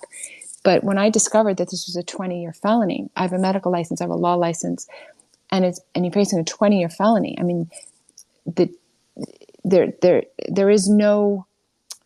I absolutely would have gone to trial if I was facing the one charge, which I think at least you could argue about, which is a trespass charge. I don't think I was guilty. I'm going to have to be cautious what I say because I've signed a plea deal. But all crimes require a mens rea, an intent to do something. And as I said, we were swept up with the crowd. You can see it on the video. You can see that we're physically being propelled in with a crowd. But at least you could say the trespass charge is something you can talk about. But when they start throwing 20-year felonies at you, you know, what exactly you're supposed to do. And that's why I find John, my co-defendant's story, so utterly compelling, because he's the only person I think any of us will ever know that looked that pure evil and that overwhelming force. John's situation reminds me of that famous picture of the one person who stood up against the tank in Tiananmen Square, right? There was one person and then there was a tank, right? And so John is looking at that 20-year felony and he says, and, you know, he'll tell his own story. But I just want to back Derrick up. You know, I also did not think I would take a plea, but I felt that they had overwhelming force, you know? I wanted to kind of just quickly speak to that as well, because if it brings context to anybody listening, when I talk about the fact that I took a plea deal, the best way I can sum it up for people is that when you're put in a situation like this and you're hideously overcharged, and to be clear, I never went in the building on January 6th. I didn't get within 35 feet of going inside, and I filmed a video for 8 minutes. And to the best of my knowledge, I believe I am the only defendant that was charged with a felony of being on restricted grounds. Most people who even went inside the building got misdemeanors for parading and picketing or for occupying a restricted building. So I was charged with 2 felonies and a misdemeanor. I too was facing decades in prison, and I didn't even go inside the building. And so when I tell people about my choice to take a plea deal, what I say was, the question for me was never, how do I win and how do I lose? The question was, how do I lose the least? This was a lose, lose, lose. There is no winning in these situations. You're not going to win before a DC judge and a DC jury. You don't stand a chance. They won't release jurisdiction. And honestly, part of what compelled me to take a plea deal as well was that so much damage was already done. By the time the FBI raided me and took me to jail and I got out 2.5 days later, my name was ruined in the media. And the media wasn't reporting on this as if these were alleged crimes or alleged activities. They said Strzok did this, Strzok did this, the Strzok said this, this was Strzok's intention. And I thought to myself, I'm just going to take the stupid plea deal because I've already been found guilty in the court of public opinion while I was in jail for several days without the ability to even speak. And yeah. I want to, yeah. So let me just share a very specific example of overcharging. Okay. So the defendants that they're really hitting up hard, like John, like myself, and others who are languishing, is they throw this charge 18 U.S. Code 1752 called restricted building or grounds. And this is a potential 20-year prison term. We discovered in doing our research that there's this statute really had nothing to do with our situation. Not only the statute has to do with, 1512. Thank you, John. Has to do with witness tampering. That's when you read the statute. It's all about somebody threatening a witness, intimidating, etc. That's actually what the statute is. There is a statute that if you wanted to say about interfering with an election or something like that, proceeding would have been 1505. In other words, there's a very similar one that has a much lower penalty. I think it's 1 year, maybe it was 5 years. But this 20-year felony that they're throwing at people isn't even applicable to this magical fantasy that they're saying happened that didn't actually happen. And it's very, very offensive and very, very dangerous when the government, which has all the power, is charging for crimes that didn't even happen, and they're bringing them in front of juries that they know will convict no matter what you give them. In John's case, and in my case, the misdemeanors had the word disorderly or violent in them. And yet you're watching the entire video where we're walking peacefully between the ropes. How could anybody have charged you with something with the word violent or disorderly when you can see the entire time that there's no violence and there's no disorderly? You can only do that if the prosecution's corrupt, the judge doesn't object, and the jury's going to convict no matter what the prosecution gives them. That's what Brandon meant when he said it's lose-lose situation. That the government had opportunity to bring a more appropriate statute, and they specifically did not. They specifically brought the wrong statutes.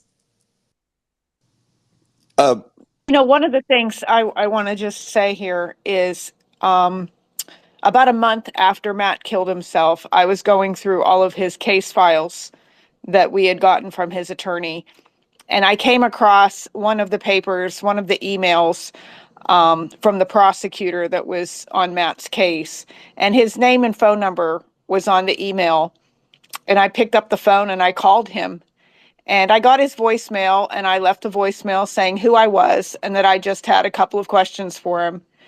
And he called me back the following day, and I was connected to him through somebody else. And I was informed I was having the conversation recorded, which kind of made me laugh. Like, I wondered, well, what did they think I was going to do over the phone to this prosecutor?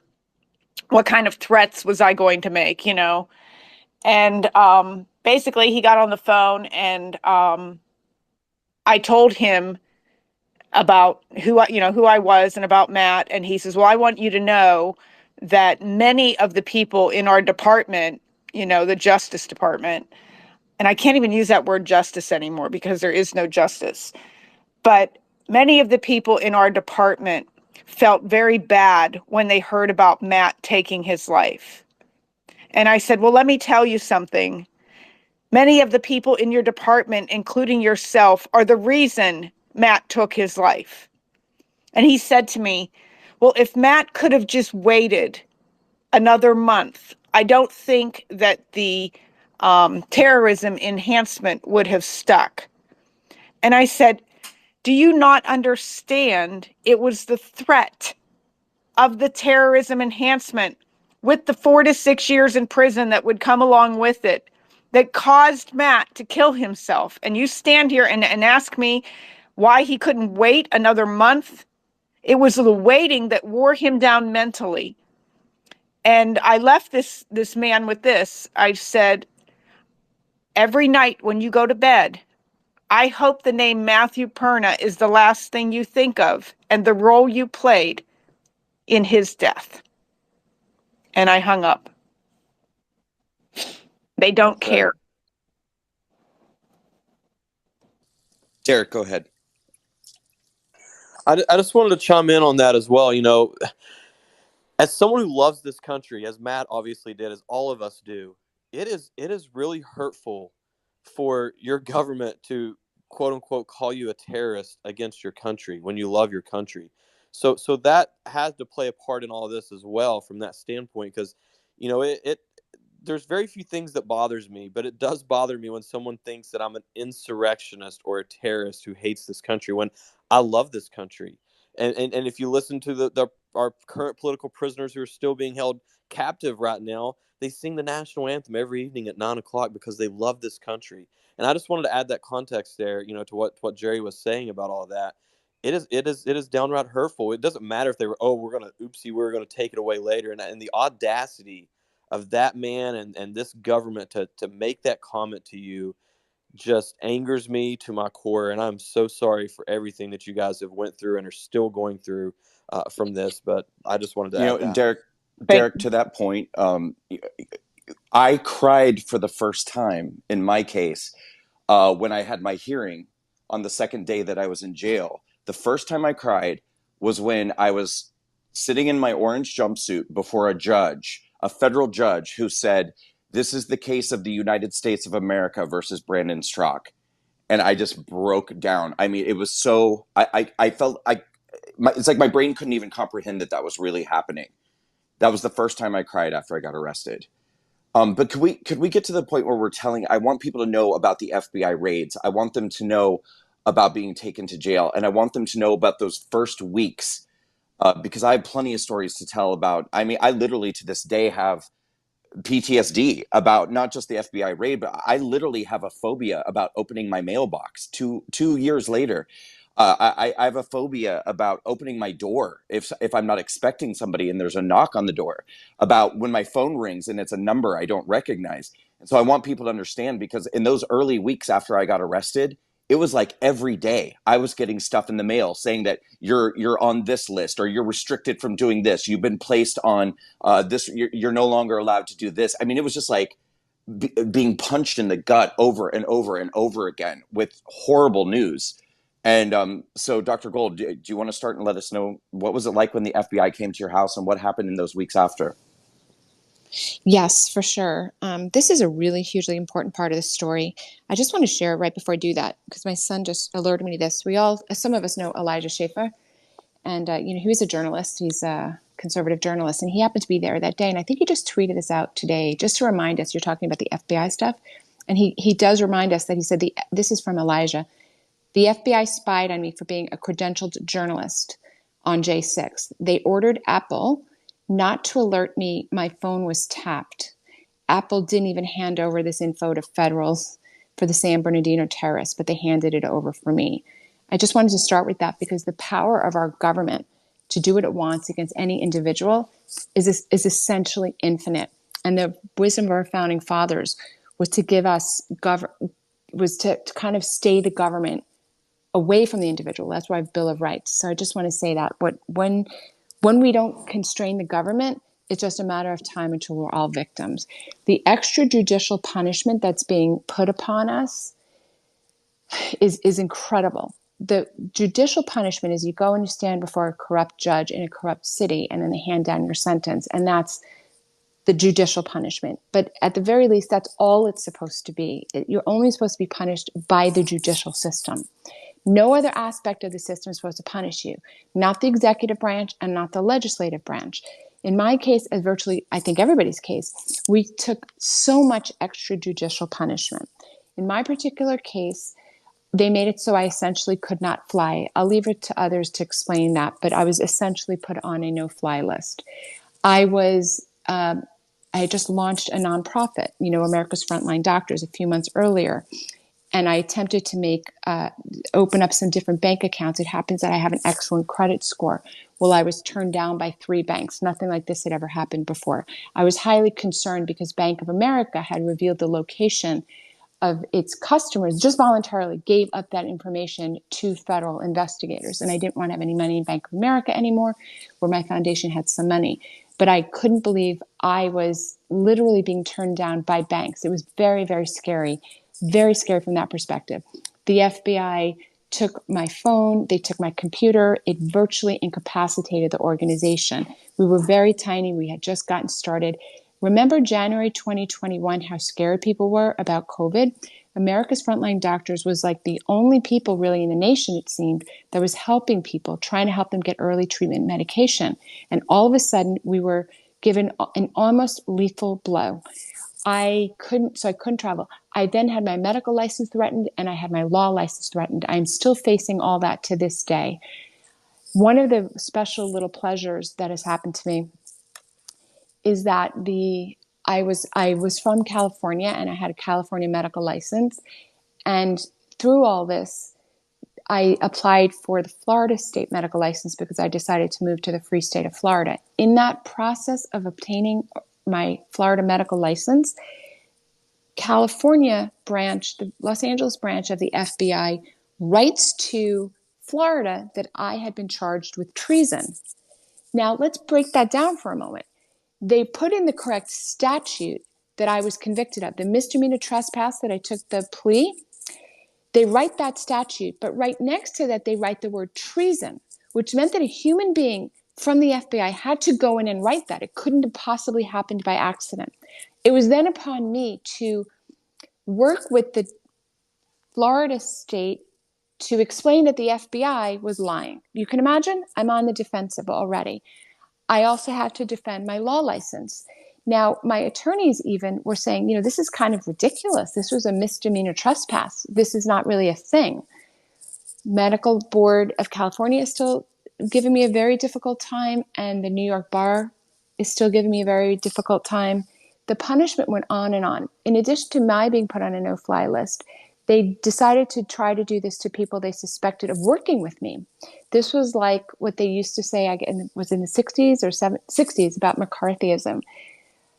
Oh my goodness. So my minor son for a long time couldn't fly normally. People who worked with me couldn't fly normally. People who knew people who had worked with me couldn't fly normally. It was incredible, the power.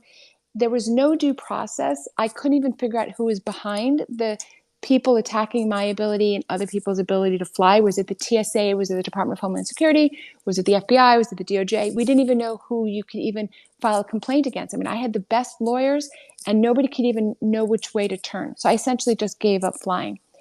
And then one of the worst things that ever happened to me, and I forgot, Brandon, to even talk about the arrest itself. The arrest, let me say 2 things real quick. One is the arrest itself was unbelievably traumatic. I'm a pretty low fear kind of person. I'm an ER doctor. I can take a lot of things. But we hear the most blood-curdling scream, FBI, FBI, FBI, at your door, and you immediately think it can't possibly be real because these sound like murdering drug cartel members. Like, there's no way this could be real. This, your government couldn't possibly do this. The people who were speaking to how sad it is for patriots to hear that the government's against you, it was a little bit like that.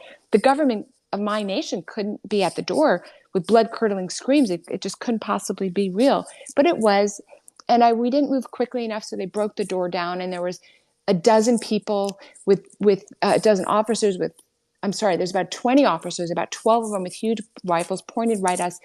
As Brandon said, it was very traumatic. It was like PTSD for a long time afterwards. It was terrible. But just about the worst thing that ever happened as a result of this, when they made it impossible for me to fly, I had a lot of speaking engagements. And a Patriot at one point loaned us a plane. It was kind of a small, modest plane, maybe 6-seater. And we had stopped at a very small rural airport to refuel. And while we were stopped there, I was still on the plane working.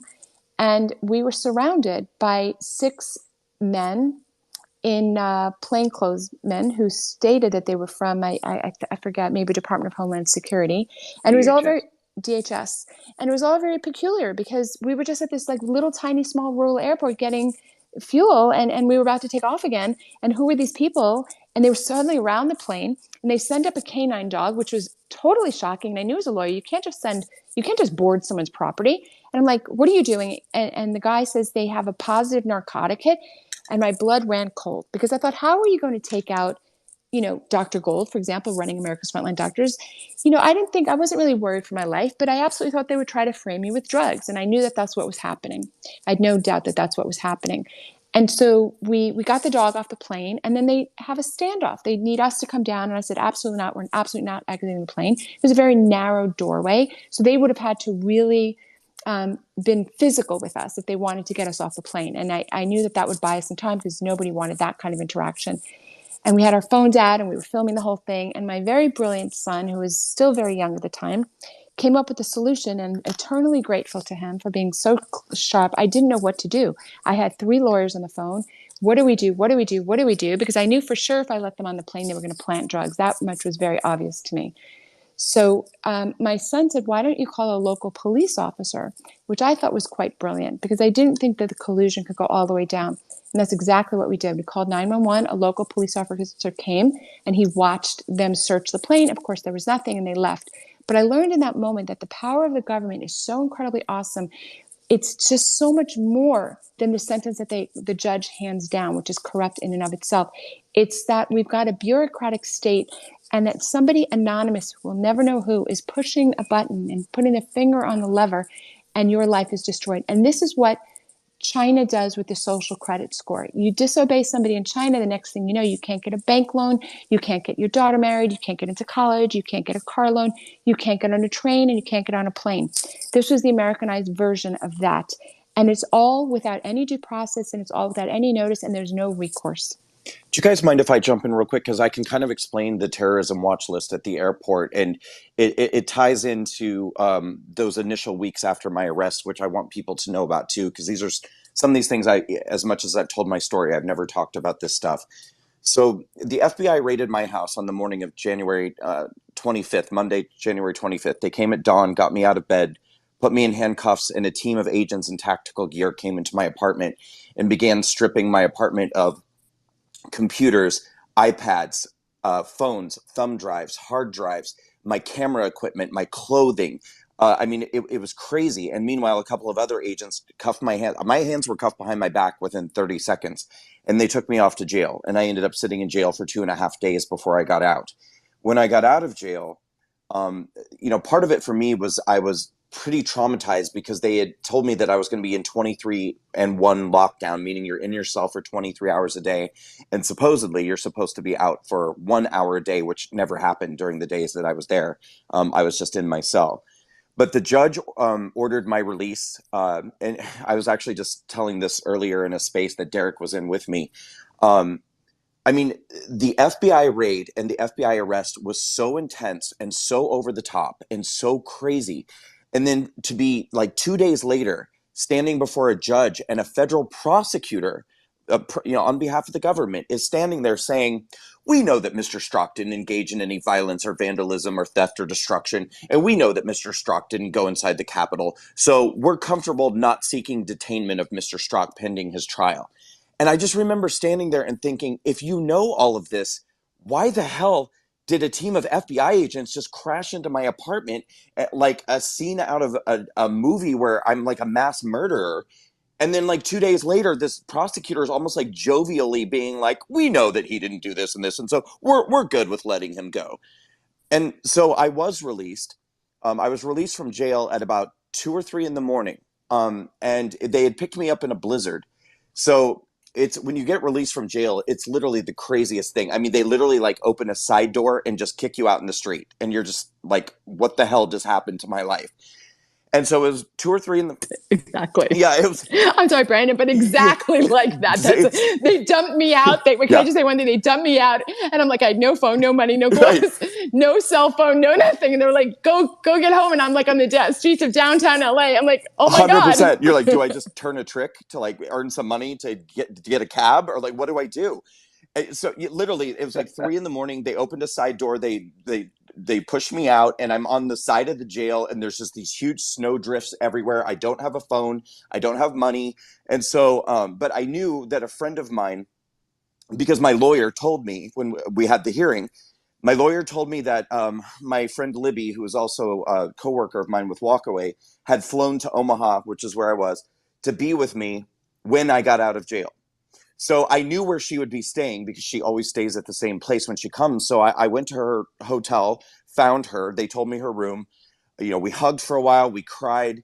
She started explaining to me what I was accused of. She started explaining to me what I was charged with. She started explaining to me what the media was saying about it. And then she started, you have to bear in mind, this was only a couple of days, just a few days after my arrest. And she starts just rattling off to me, our lawyer quit. This person quit. We've been banned from this. We've been banned from this. And she starts, and it was devastating and it was shocking. She was talking about being banned from our email services, being banned from our donor portals, being banned from payment processors. It was insane. And she looked at me and she just said, if your life and your freedom are more important to me than any of this. And she said, if we have to shut down Walkaway and we just have to be done, she was like, we have nothing but pride to feel in what we've done the last couple of years, and maybe we'll just do something else. And at that moment, I just kind of took a deep breath and I said, no, that's not going to happen. We're going to keep going forward. We're going to come back from this. This is crazy. But I was severely traumatized from the raid and the arrest and being put in jail. And by the way, sitting in jail, you don't sit in jail thinking you're going to get out in a couple of days. You sit in jail. All I could think of when I was in jail was that for 2.5 weeks before that, all we had heard on the news was insurrection, and that the FBI was raiding people. And I truly thought I was charged with insurrection. I thought I was charged with treason. And I believed that I was going to be extradited to DC and that I would literally just never see the outside of a prison cell for the rest of my life. Joe Biden had just become the president. And that's what I believed was going to happen. And so that's why it was so traumatizing being in the cell, thinking you're never getting out and not even really understanding what you're charged with or what's going on.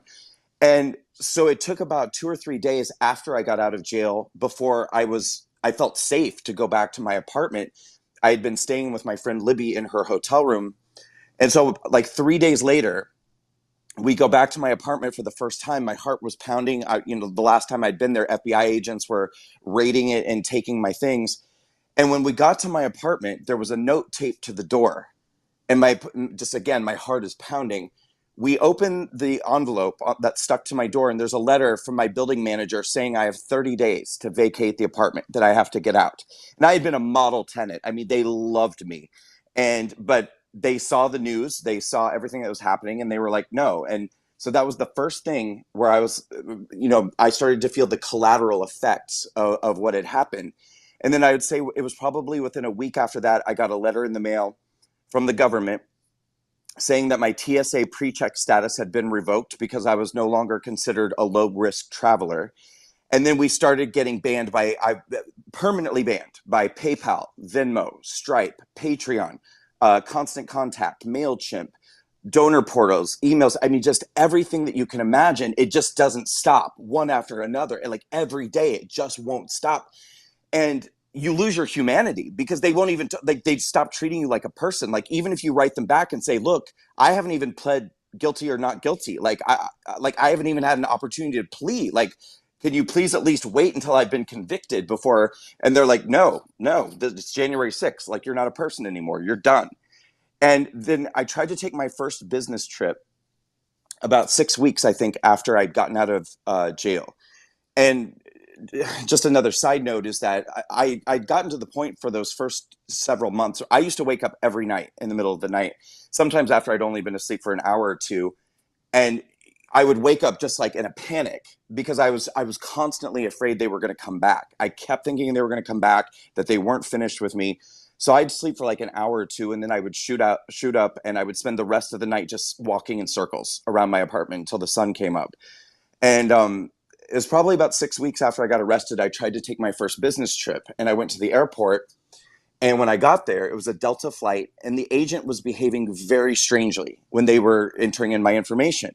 And I was already conditioned at this point to panic because nothing in my life was normal anymore. And so I was like, what's going on? And he was like, I just need to make a phone call. And so he gets on the phone, and I'm just standing there, and I'm standing there, and it literally took 30 minutes. I was just standing there for 30 minutes. And he's asking me these weird questions like, are you traveling with firearms? Are you, what is the purpose of your travel?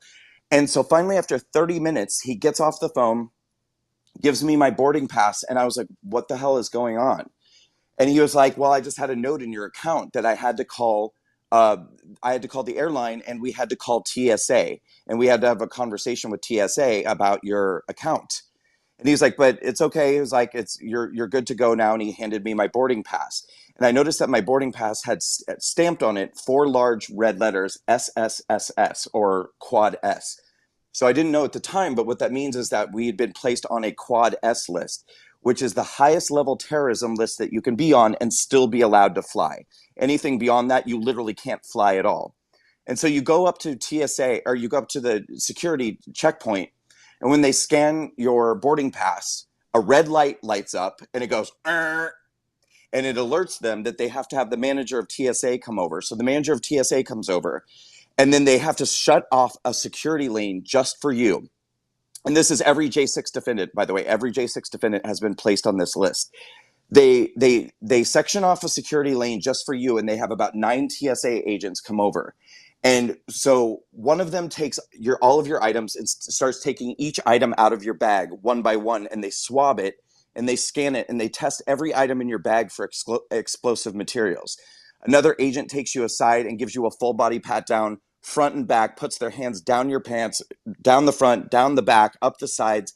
It's the most invasive pat down you can possibly imagine. You have to walk through the metal detector twice. You have to walk through the body scanner twice. They take pictures of your boarding pass. They take pictures of your IDs. The entire process can take hours, literally hours. And then the craziest part is that after you're cleared, they have a team of agents follow you around the airport everywhere you go. And when you go to your gate and you're sitting there and you're waiting for your flight, they have agents stationed all around you. And sometimes they bring dogs. And when it comes time to board the flight, they bring a special machine to the gate, and they do it all again. Every single time. They take your bag, they take every item out of your bag, scan it, swab it for explosive materials, but this time they do it in front of all of the other passengers as you're boarding the plane, and then they give you a pat down again in front of the other passengers. So by the time you're cleared and you can actually board the flight, all the passengers on the plane are terrified to be on board. There's like, who are you? Like, what the hell is going on? And the craziest part is that if you have a connecting flight and you go to your connecting gate, they do it all again at the connecting flight, at the connecting gate. So every J6er, any person who got a misdemeanor charge for disorderly conduct or for trespassing is on this level of terrorism. Like somehow we went from like some of us having TSA pre-check to they're afraid we're going to hijack a plane and kill people and like fly it into a building because we got misdemeanor trespassing charges. Were they swabbing us for explosives, Brandon? Because I thought they were swabbing me for my Givenchy perfume. No, it's for explosives. So, and by the way, so you really explained that really, really well. I just want to remind everybody, they not only do they do this to J6ers, they're doing it. I don't know if you had this experience, Brandon. They're doing it to people that you know. So they did it to my minor son who had nothing to do with this. They did it to people I worked with. And then they did it to a person I worked with. They did it to his colleague. It's incredible because they assumed his colleague knew me because they did it to him and then they did it to the guy he was flying with, which is unbelievable. I am currently still in litigation with TSA, which is actually unbelievable. So it's very well, severe. and I'd like to also add that they did that to Matt's dad the first time he flew. Matt's girlfriend, who I don't even know how they knew it was his girlfriend because they had taken his social media accounts away from him, which led me to believe they were, tapping his phone, but they did it to her as well. And they also did it to Matt's aunt. So I don't think it's a coincidence at all. No, and again, I want to reiterate to you guys who are listening, we're talking about people who haven't been convicted. We're not even talking about people who pled guilty and got convicted. Literally, the moment you're charged, you go on this list, even before you've had an opportunity to plead guilty or not guilty. For misdemeanor charges, Brandon, it's not like you're even charged with something crazy. It's misdemeanors. That's what's crazy. Well, no, but I want to, it is crazy, but I want to emphasize again from a legal perspective, in our country, there's a separation of powers, executive, judicial, and the legislative branch. The determination of the punishment is through the judicial branch. The enactment of the punishment is executive branch, as like the Bureau of Prison. What we had here is we had branches of the executive determining that you should be punished, right? Even though there's been no conviction by the court. This is entirely illegal from top to bottom. TSA, DOJ, whoever it is, does not have the power to punish you. The only one who has the power to punish you is if you've actually been convicted and the judge unpunishes you. This is very, very, very scary stuff.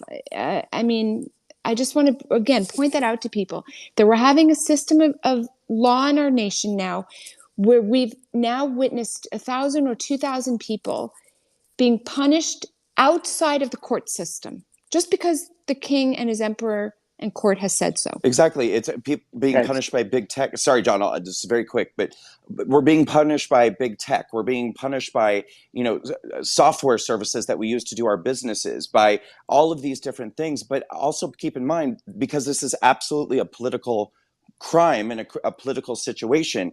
And we know that in this country, like more than 90% of the media is extremely left wing. I mean, we're being hunted by left-wing reporters. A lot of people don't know this. In fact, I don't know that I've ever said this publicly. I told this to Derrick earlier today. I ended up pleading guilty to a misdemeanor charge. I was charged with a couple of felonies and a misdemeanor. I took a misdemeanor plea deal. The night before my plea hearing, which I believe was in the month of September or October of 2021, and I can prove this for anybody who might doubt it. I've got it documented. I've actually got the emails. A reporter from CNN contacted the prosecutor in my case the night before my plea hearing. And he said, he's like, I have evidence that Mr. Straka is planning to plead guilty tomorrow to this misdemeanor, but he doesn't actually believe he's guilty. Do you want to rethink offering him this plea deal? CNN was literally trying to kill my plea deal the night before my plea hearing. I mean, when have you ever heard of so-called journalists or reporters involving themselves in the legal process of people's cases? CNN was literally trying to get my plea deal killed the night before my plea hearing. This is insanity. This is what we're dealing with. John, please go ahead. Sorry. No, it's fine. I was just going to pick up on something that Dr. Gold mentioned, which was the law. And I think it's becoming obvious here, but it's important for us to note that we have no law. We have no rule of law. It's been totally bulldozed, and it's been really accosted and weaponized against us. And I'm just thinking about how you constantly hear these self-righteous, particularly leftist Democrats, but politicians generally love to, aggrandize about no one is above the law. and yet none of them are actually following the law whatsoever. They're just waving it around like a bat and bludgeoning people to death with it. Dr. Gold, tell me if I can make a little, if I can speak to something that's coming out soon that speaks to this concept. Yeah, of course. So Dr. Gold has a really exciting. She's going to be publishing a book, and we had been hoping to actually have it published on January 6th, which is today, of course, the anniversary of the event. And because of some other nightmares that we're dealing with, because we fight on the side of truth, and that brings a lot of bullets our way, we were delayed. But that project is in progress and coming soon. And I just wanted to kind of give a little announcement about that, because I think it's appropriate, kind of exciting, and this audience will understand and appreciate. But the concept of the book is centered around the destruction of the rule of law, and specifically that everyone's waving around the law waving around all of these things that they say they believe in or stand on. But it's a farce. It's a lie because they don't apply it equally. They don't apply it logically. They don't apply it consistently. So if anything is not held to a consistent set of standards, it's not a standard. It's just a speech that you make when it suits your purposes, and you follow that trail to the end, and that's where we find ourselves in a lot of pain and misery. So I just wanted to let you guys know that that's coming, and that's a concept that I think is really important that we hone in on. That the rule of law is under attack. I always remember an amazing moment when Congressman Bob McEwen told a story about the inner hallways of the Harvard School of Law, and there's an inscription in the back corner he spoke about that says, "Law are the wise restraints that keep men free." And so without those, obviously, we become not free, and we just freely destroy each other, and that's where we're at right now. The name of the book is Selective Persecution. Do you want to read it to us tonight? Just do like the audiobook right here in this space. We got to finish writing it first. Okay. Got it. Coming soon. Derrick, I would love it if you chimed in. This might be a good opportunity for us to talk about the formation of plea deals. And, a lot of you in this space might be aware that this last summer, back to the media, there was a media coalition. It was 16 entities, including NBC, I think Huffington Post, New York Times, etc., filed a motion in my case to my judge asking for all of my sealed documents to be unsealed. And then magically, within 24 hours, 80% of my sealed documents ended up in the hands of those very media entities before there was any opportunity for the judge to rule on this.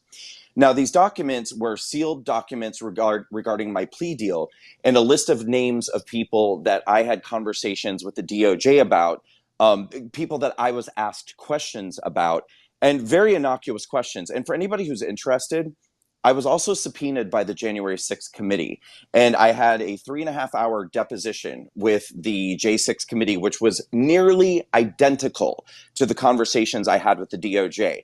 And the transcript of that conversation that I had with the January 6th committee is now publicly available.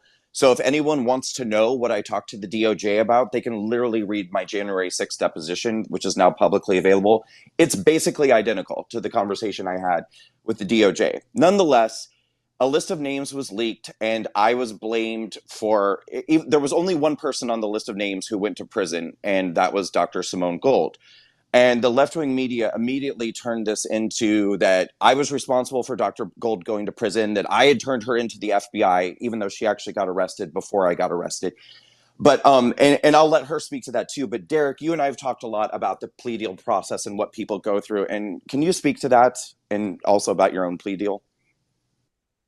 Yeah, I absolutely be more than happy to do that. Really quick, I just wanted to say really quick, in terms of me being raided by the FBI, the thing that bothered me the most was that they made sure the media was here. So, the media had been swarming my house the day before. They weren't there at all on the 8th. They showed up and then had their tripods set up. And then 10 to 15 minutes later, the feds rolled in and arrested me in front of my wife and kids. And I just was like, you got to be kidding me, in terms of that. And I just want to use that opportunity too to for people who hate us, that's fine. But you got to remember that my kids are innocent in all this, and it was devastating for them to see me walked out that way. And once again, I would have all they had to do was call me. I would have turned myself in. I think 99% of us who have had our houses, our homes raided would have turned ourselves in. And for a long time, my kids were afraid of police officers, and that sucks because I support police officers. My uncle's a cop, the whole 9 yards. But anyways, in terms of the plea deals, I first want to make it known that everybody, to my knowledge, anyways, spoke to the FBI and the DOJ and prosecuting attorneys or whatever, did interviews. I mean, that's just part of the process. In my particular situation, the two main questions that, in my opinion, they wanted me to agree with them on was they wanted me to say that the 2020 election was free and fair and that it wasn't stolen and that I made a mistake and I was wrong and I regret it. That's basically what they were getting at, in my opinion. And then the other one was they wanted, quite frankly, me to blame President Trump for my actions on that day. I kept basically just bringing it back to, and trying to give me, basically trying to guide me, in my opinion, and coach me into saying it was Trump's fault that I did that day. And I'm like, I'm a grown up here. I'm responsible for my own actions. And in terms of the plea deal, everyone needs to remember that, and we all got to be careful in how we say all this, obviously, but they write your plea deal for you. They write your statement of facts for you. And then, yes, you sign that. You don't have a choice. You sign that, and you do agree to that technically when you sign that. And so, but I do want people to know that it's not that you don't go in a room and they don't send you a piece of paper and say, here's a plea agreement. You write down what it is that you did that day and go from there. No, they basically write it all up. They present it to you, and either you sign it or you don't. Or you go to trial. That's right. Yeah, or you go to trial in DC, where you have no option and no hope for a free trial. If people want to know just truly how corrupt and how the thumb is on the scale against January 6th defendants in not only the trials with the punishments, but in the trials themselves, in the upcoming Proud Boys case, I was reading Steve Baker's tweets about this. He does a fantastic job covering the January 6th trials. He's there every day, and he's tweeting about it.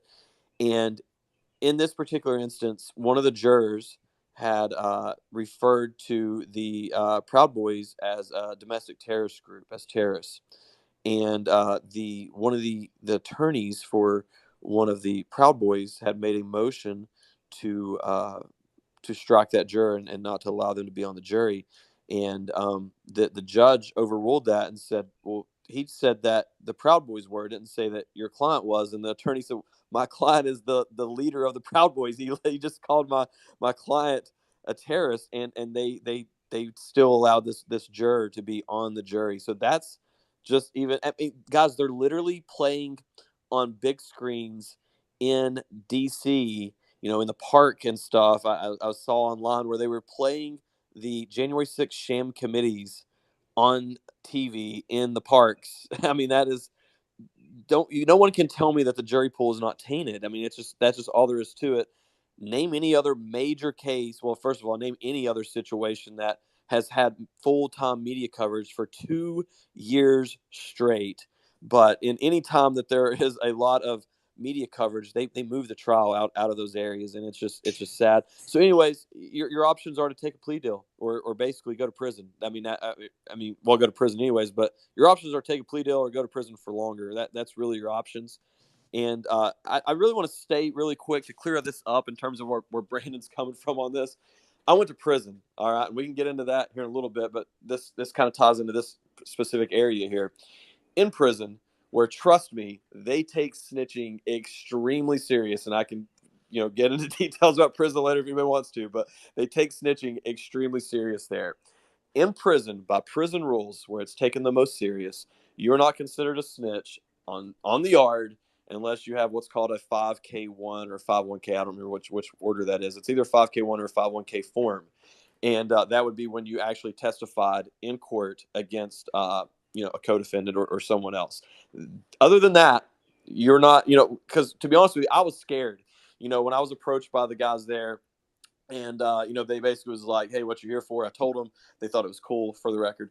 And but they started describing, first question they asked, no joke, was, did you snitch on President Trump? Because if you did, this is not going to work. And I said, no, I didn't, And then they were asking me if I'd cooperated. And trust me, they make you show paperwork for all this. So, I mean, I had to show all this paperwork. But, I've never been in trouble before, so I wasn't exactly sure what they were asking. I thought I did, but I didn't want to make a mistake here and misspeak. So, they're asking, well, did you cooperate? And I'm freaking out. I'm like, well, yeah, I cooperated.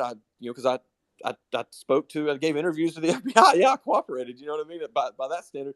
So I set them down. I was like, listen, I just want to make this perfectly clear, everything that happened, because I'm not trying to get taken to the wall over there and getting beat up, because that was explained to me very early on. If you take stuff from us, you sit at our tables saying that you didn't do these things, and we find out you did, you see that wall. And I said, yeah. They said, we're going to take you to that wall and we're going to beat you up. And I was like, okay, which they said, used other words, but that was what they told me. So now I'm freaking out. And I'm like, I want to make sure, because you got to remember, when you get to prison, you don't have anything. So these guys are hooking me up with, clothes and shoes and, laundry bag, all these things. But the deal was, you better not be a snitch and you better not be a child molester when you receive these gifts from us, or we're going to make you pay for it. So I started explaining everything because I just wanted to be perfectly clear and upfront and honest. And they started laughing at me because I was telling them that I spoke and gave interviews with the FBI. They literally started laughing. They're like, man, do you realize that everybody in here spoke to the FBI and the DOJ during our cases? If you're talking to them about your situation, it's perfectly fine. So I had to explain that whole entire story just to really, let you guys fully understand where I was coming from when I say that they don't consider that snitching by any means. So I hope that clears some of that up. Well, I don't believe that anyone actually even believed it anyway. I mean, I think it was just something that was done to create further damage and to create more division amongst a lot of us in the MAGA movement. But the list of names that came out were people that weren't even charged, weren't even accused. Like, people are calling me a snitch, and I'm like, this person isn't even accused of a crime. Like, they haven't even been and the thing with Dr. Gold is that we knew each other before. And, there's this thing about a voice message, and I won't get into it too much, but, the cat's out of the bag. She was inside the building. She did an interview for the Washington Post and told them. And she called me when she was inside the building, and there was a voice message. And the FBI took my phones. They took my computers. They had everything. They had all my phone calls, my records, and the voicemail was still on my phone. And so, people are like, oh, you turned this voice message over to the FBI. I'm like, I think they know she was inside the building and they had my phone. There was no choice here. Dr. Gold, would you like to speak to this issue? Yeah, I just want to say something. So Brandon told me when I got out that this was a thing. And I honestly, I couldn't even understand what you were saying, Brandon, when you said it. I mean, you remember my reaction, like, what are you talking about? So first of all, clue number one, if the left-wing media is all of a sudden having sympathy for Dr. Simone Gold, we have to know that there is some other thing going on there. That's not like a reality check. Number two, to Derrick's point, I agree completely. I would have never had any problem with anybody saying anything that was truthful to whoever they had to say it to get their situation heard. So had Brandon, I mean, I wasn't there, Brandon, when you spoke, but you know what I said to you? I said, and as Derrick is saying, everybody has to talk to the FBI. So you say truthful things. And if in that telling something happened that I truthfully did and you truthfully said it, that would have been fine anyway. But from my perspective, I had no issue past, present, or I'm sure future with Brandon. I don't think Brandon did anything wrong. I was arrested based upon the government's interpretation of my actions. I was arrested before Brandon was arrested. I did call him on January 6th. There was a phone message from me to him on his phone. Those are factually true statements. To the extent that those factually true statements hurt me more or hurt him, I don't know. They're factually true. I wouldn't have any objection. That's what it was. And I never blamed you, Brandon, for one moment for anything. And I think it's just the take-home message is just don't believe anything that the media is saying. I mean, they were creating a fabricated story, to sow division, as you said. It's a big nothing. That's the take-home message from the whole event. Like, the whole J6 story, top to bottom, is so dishonest. It's such a fabrication. And I was mentioning how I actually went to trial, and one of the interesting things at the trial is that they bring out all of these police officers to tell these dramatic, Oscar-worthy winning performance stories about the travesty of the day. And no one is trying to say that the day didn't get rowdy and unreasonable and bad things happened and some violence was committed and etc. Okay, that's fine. But that's not what this is about. This is about a lot of people being not just slightly dishonest, but I don't even know what the word for it is. It's the most egregious and destructive amount of dishonesty I've ever experienced in my life. And it's all been developed and fabricated and leveraged, and it's all been constructed on purpose for a reason. It's just so dishonest. It's such an enormous You know lie, what I and that's So just for the common example, theme. go I'll ahead. be Sorry. really quick. You know what I think it is, John, and if anyone disagrees, please say so. But I think it's the realization for a lot of us that they don't even really care about us. I don't believe that they care that I stood outside the building. I don't believe that they care that Dr. Gold went inside and gave a speech. I think that we're all pawns in this pursuit of Donald Trump. I think we're all just collateral damage in this maniacal hatred and pursuit of Donald Trump. And I think that's part of when you're kind of sitting there trying to articulate like the dishonesty of it. I think it's just knowing that your life has been shattered and destroyed, and it's not, they don't even care. They're doing it because it's another trophy in their hunt, in their pursuit of Donald Trump. And they don't even give a shit that this Yep. has happened to you. Yep. They don't care about the truth. They don't care about facts. They don't care about anything except what they want to achieve. Hey, Brandon. Kyle wanted to join in, and I just wanted to chime in and see if you want me to bring him up as a speaker. Kyle, who? I don't know how to pronounce Seraphin, the Well, FBI agent, retired FBI agent. yes. At the end, we'll take some questions and we'll bring some people up. But I want to just continue telling stories for the time being. Could I Please. share a little bit of Mark? I don't know if you've heard of. Do you know Mark Abraham? I just thought I would mention his story. So Mark Abraham is another very interesting kind of story, and it. By the way, I agree with you that this really had nothing to do with us. I don't think they really cared about us, and I do think they had other agendas. But Mark Abraham is a very interesting story. So I may get some little details wrong, but he was a federal DEA agent. He had served in Afghanistan, former military, et cetera, was proud to serve as a DEA agent. And he was there on January 6th. And again, please forgive me, I might have some of the facts wrong, but I believe he was carrying a weapon because he always carried a weapon. And his brother, I believe, is also, if not in the DA, but another branch where he's also allowed to carry a weapon. And there they were on January 6th. But not anything violent, not anything, but he was there. But he ended up taking a photo, and I guess in the photo you could see he had a weapon. Nothing happened. He, goes about his business after January 6th, not arrested, nothing. He wasn't in the building, nothing. But he ends up going on Tucker, I think it was around March or April of 2020, and speaking out for the J6 defendants, right? And just speaking out. He's a very mild-mannered individual. And then within a week or two, he's, violently arrested, the whole bit.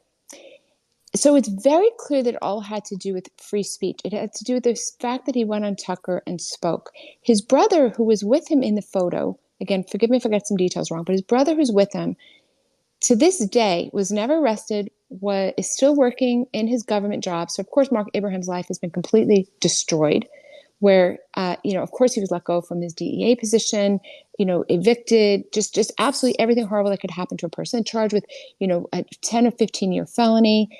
And the only difference between him and his brother is that he went on Tucker.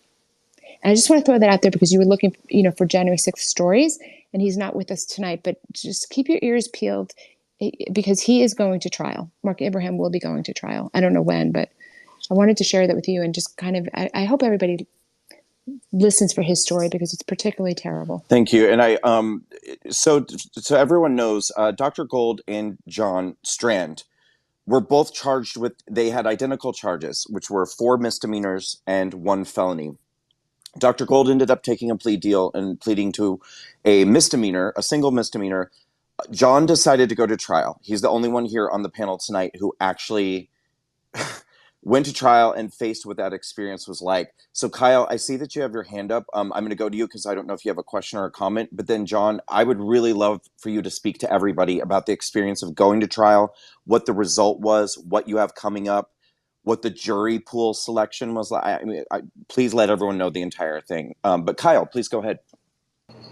Hey, Brandon, thanks for the opportunity. Hey, first of all, I just want to say my heartfelt just sorrow for all of the things that you guys have gone through. I saw it on the back end working for the FBI. And Dr. Gold, when you're talking about Mark Abraham, I actually met up with him in Phoenix at America Fest. We had about an hour-long conversation. His brother was an FBI agent.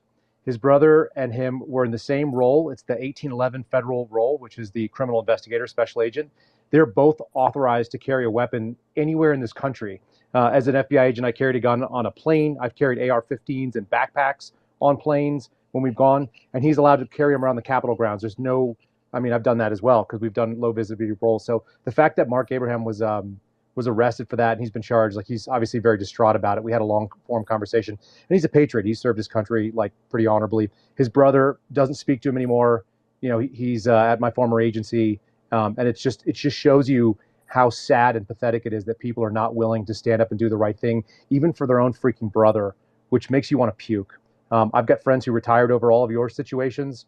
I got to speak to Derrick the other day as well, but I'm just letting you know it's not universal within the agency there. There's a big divide that's happening, and the people that are in it that are nauseated by what's happened, there doesn't seem to be any other recourse because they're going to still get these pawns to come after you, to knock your doors down, that are going to say yes, that don't seem to either know what the hell is going on, and that seems to be some of it, or they don't care, or they're ideologically aligned with what's happening. And it's all sickening, but you're absolutely correct that this punishment equals the process, or the process equals the punishment for you. That is what's going on. You're not, outside the range of what's your experience is accurate. And that's, I just wanted to kind of support that. Thank you, Kyle. Oh, real quick, John, before you get started, just once again, if everyone could please, if you would take a moment, you guys, and just tweet out the space, tell people to join us. We've held on to our audience pretty well through this whole thing so far. But please just let everyone know. And guys, also follow everybody who's up here in the speaker box tonight. Please give everyone a follow. John, please go ahead. Thanks, Brandon. And Kyle, thank you for saying that. I appreciate it. I also was able to speak with Mark at AmFest recently, and I'm really proud of him and glad to be supportive. I think what your comment was interesting about a divide in the FBI and agencies where some people don't agree with the corruption and weaponization. And I would just encourage and issue a challenge to any of those people that if that's how they feel, then they should act on it. They should take some action. They should take some real action. And I normally wouldn't be the kind of person that tries to say, you need to do such and such. I try to just do what God's called me to do. But I think we're moving into a different time and space a little bit, and it's getting a little bit more severe. And we all need to realize that if we don't each individually decide what we know is right and wrong, and then act according to that, then our time's very short. So I just want to say that to start. But the fact that I went to trial is interesting, and going through the trial was extremely difficult and very profound. I've never experienced anything like that.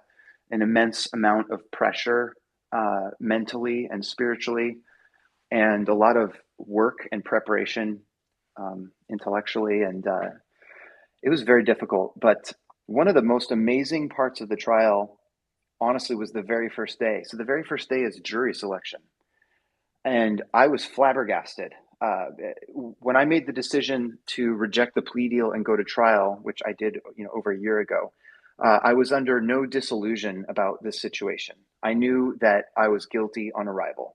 That is absolutely the fact. And I just want to say right now, because I did not accept a plea deal, so I can speak more freely, I guess, than those who did. But I would just like to say that it's very clear the people speaking tonight, Dr. Gold, Brandon, who didn't even walk inside the building, Derrick, who served honorably and elected in office and supports the Constitution and what it means. All of these people clearly are innocent and honorable, patriot American citizens. They are not criminals. So I just want to say that's just obvious, and I feel like I can say it. And I can say it for myself too, because I know myself and I know what I did and what I didn't do on January 6th. I was completely innocent, and that's why I refused the plea deal, and that's why I went to trial. But I didn't go to trial thinking that I was going to quote unquote win, because like Brandon has said very truthfully, there's no winning here. This is a matter of how badly you lose in practical terms.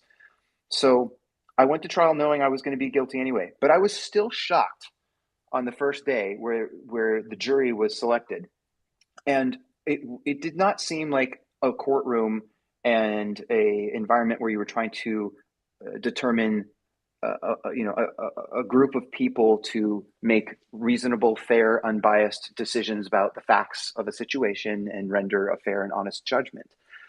It was entirely like a casting room for a reality television show. And I mean, these people were lined up out the door by, a quarter mile around the block to get in the building that day. There were so many people because there were a number of J6 trials happening the same day. And all of these people clearly were desperate to get selected to be on the jury panel for this trial in order to, apply their fury at someone who dared to speak against what they felt was, whatever the correct version of their opinion or the political situation. So all of these people had to ask, or they had to be interviewed and ask or answer various questions. And I asked my attorney to ask the prospective jurors one question consistently. I said, please ask this question every time. And he did most of the time. And that was, do you believe that the defendant, John Strand, or any person, do you assume that they're guilty just because they were there? Does being inside the building automatically mean they're guilty of a crime? And almost every single one of them said yes. A few said no, but most of them said yes, and most of them said it automatically, like, well, of course, if he was inside, he was guilty, which is not legally actually the case. And that would render them not necessarily unbiased, obviously. And yet the judge allowed most of those people to be on the jury pool.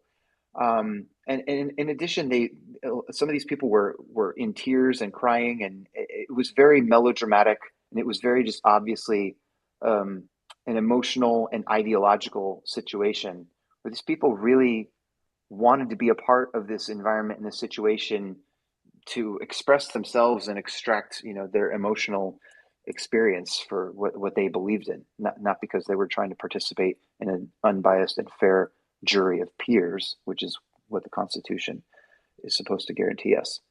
So that was day one, and incredibly interesting about the trial and incredibly disheartening. The trial went from there for another, and the whole thing was, I think, 8 days, grueling. There were 9 government witnesses, I believe. So that's 8 police officers and an FBI special agent. The performances, as I said earlier, were Oscar nominated, just unbelievable performances, very, very dramatic. And I also want to say, for the record, because I believe this is true, that some of the testimony was heartfelt and authentic and honest. And some of these police officers clearly experienced situations and moments of fear and distress. And January 6th was not a pretty picture. It was not a good situation, obviously. And so it's important for us to recognize that and acknowledge that as we speak through these things. This is going back to your point about nuance, Brandon. And that is important. So that was also a really profound experience for me in the trial, to hear from these people and to see it from their perspective. And I felt like I was able to get more nuance and greater perspective and some empathy for people, quote unquote, on the other side. But that does not negate the total dishonesty of the greater story. It does not take away from the I don't know what the words are, egregious, diabolical, just enormous corruption of the DOJ specifically as an institution, and just our government and mainstream media generally in propagating this totally fallacious story that is destroying so many people's lives, myself and a lot of people on here included. So a lot of dishonesty, but that doesn't take away from the fact that some people experienced violence and pain and distress. And so that was another part of the trial that was interesting. And then the really interesting part was taking the stand myself. And I was very grateful for the opportunity to do that. Like I said, I knew I was guilty on arrival. I was under no disillusions that this trial was going to go any other way than what it did. But nevertheless, I know the truth of the matter. I know the facts on the ground where I was. I know what I did and what I didn't do, and I am firmly committed to testifying to the truth. So I testified to the truth about my story and my situation and my experience on that day.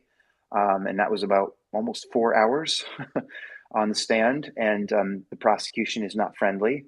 They are very, very nasty, nasty people, and incredibly dishonest as well. So that's disheartening. But nevertheless, thankfully, God is gracious, and he was supportive and protecting of me as I went through that experience, and just shared my testimony of what I knew happened or didn't happen, what I did or didn't do.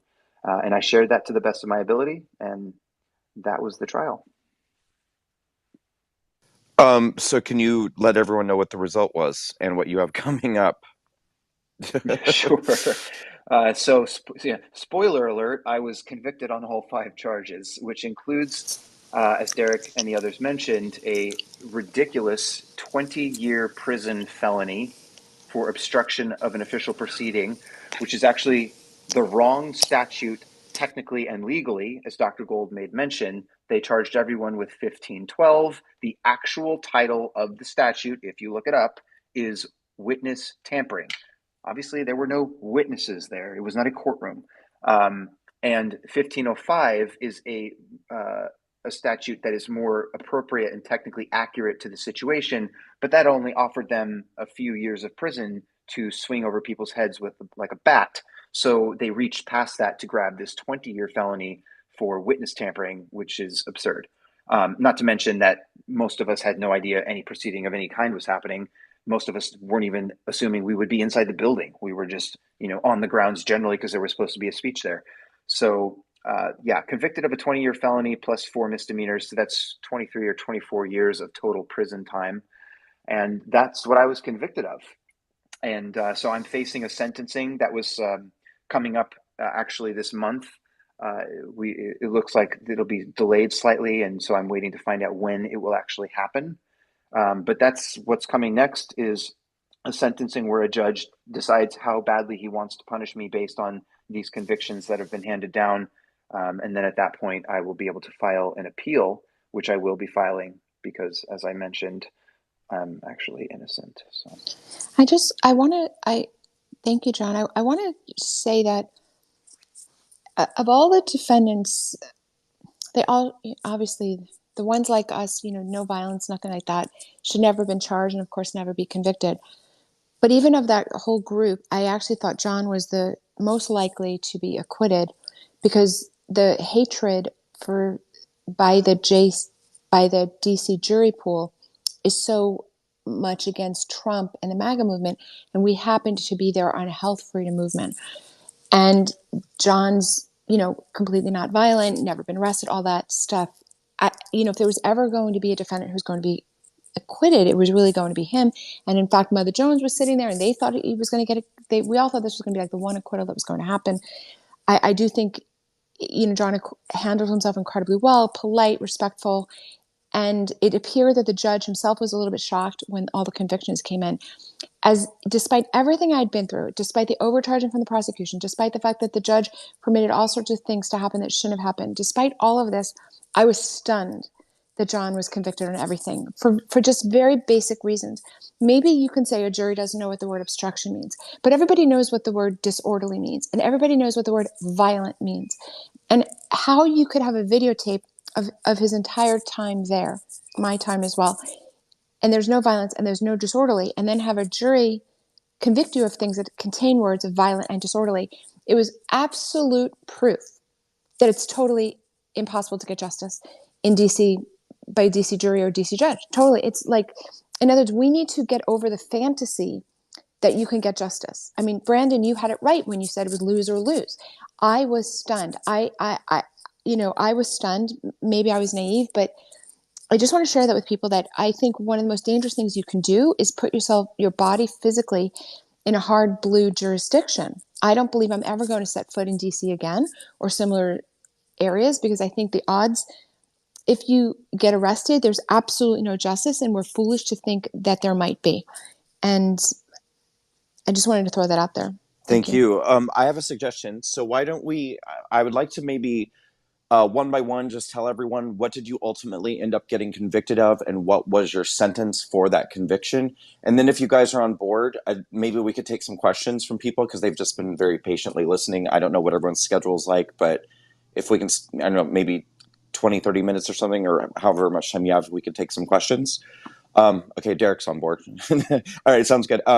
Dr. Gold, can you tell us what did you ultimately get convicted of and what was your sentence? So remember, John, as you said, John and I had the exact same charges. John was actually working for me, so keep that in mind when you consider that they offered both of us a plea for single misdemeanor. The misdemeanor carried a range of 0 to 6 months. Nonviolent first-time misdemeanor offense, I fully expected to get 0. I was instead given 60 days in federal penitentiary. I can hardly say that word. I ended up, as previous people have said, it's very, very scary when you are going off to prison. I also was not being sent to a minimum security place. I was sent to FDC Miami, which takes minimum, low, medium, and maximum security prisoners. So that's where I was sent. It was very scary. I also was put into isolation for 8 days under quote unquote COVID restrictions. And, I won't belabor it. It's an absurd situation. But when you look in the context of all the January 6th defendants, I suppose it's about in line with what you're getting. But if you consider the fact that John was offered the same plea, right, which meant he would have gotten 60 days or less, the judge certainly would not have given him more than he gave me because the judge definitely saw me as the problem and John just is working for me. And instead, John is now facing a situation of 24 years. I think that fact also speaks to the corruption throughout the system, because I don't think it's possible that you can simultaneously say somebody, i.e. John, could take 60 days, but, oh, by the way, you could also take 20 years. One of those facts cannot be true. But I served my 60 days at FDC Miami. Thank you. Derrick? Yeah. So I ultimately pled guilty to the felony civil disorder charge, which put me at 0 to 6 months instead of 24 years, and ended up getting sentenced to 3 months in prison. And was told originally by my attorney that, and it's not his fault. He really believed this, as I think most of us did, that, hey, don't worry, you're going to a camp. It's no big deal. And then you find out that you're going to actual prison, which it was still a low, but still you're going to the actual prison.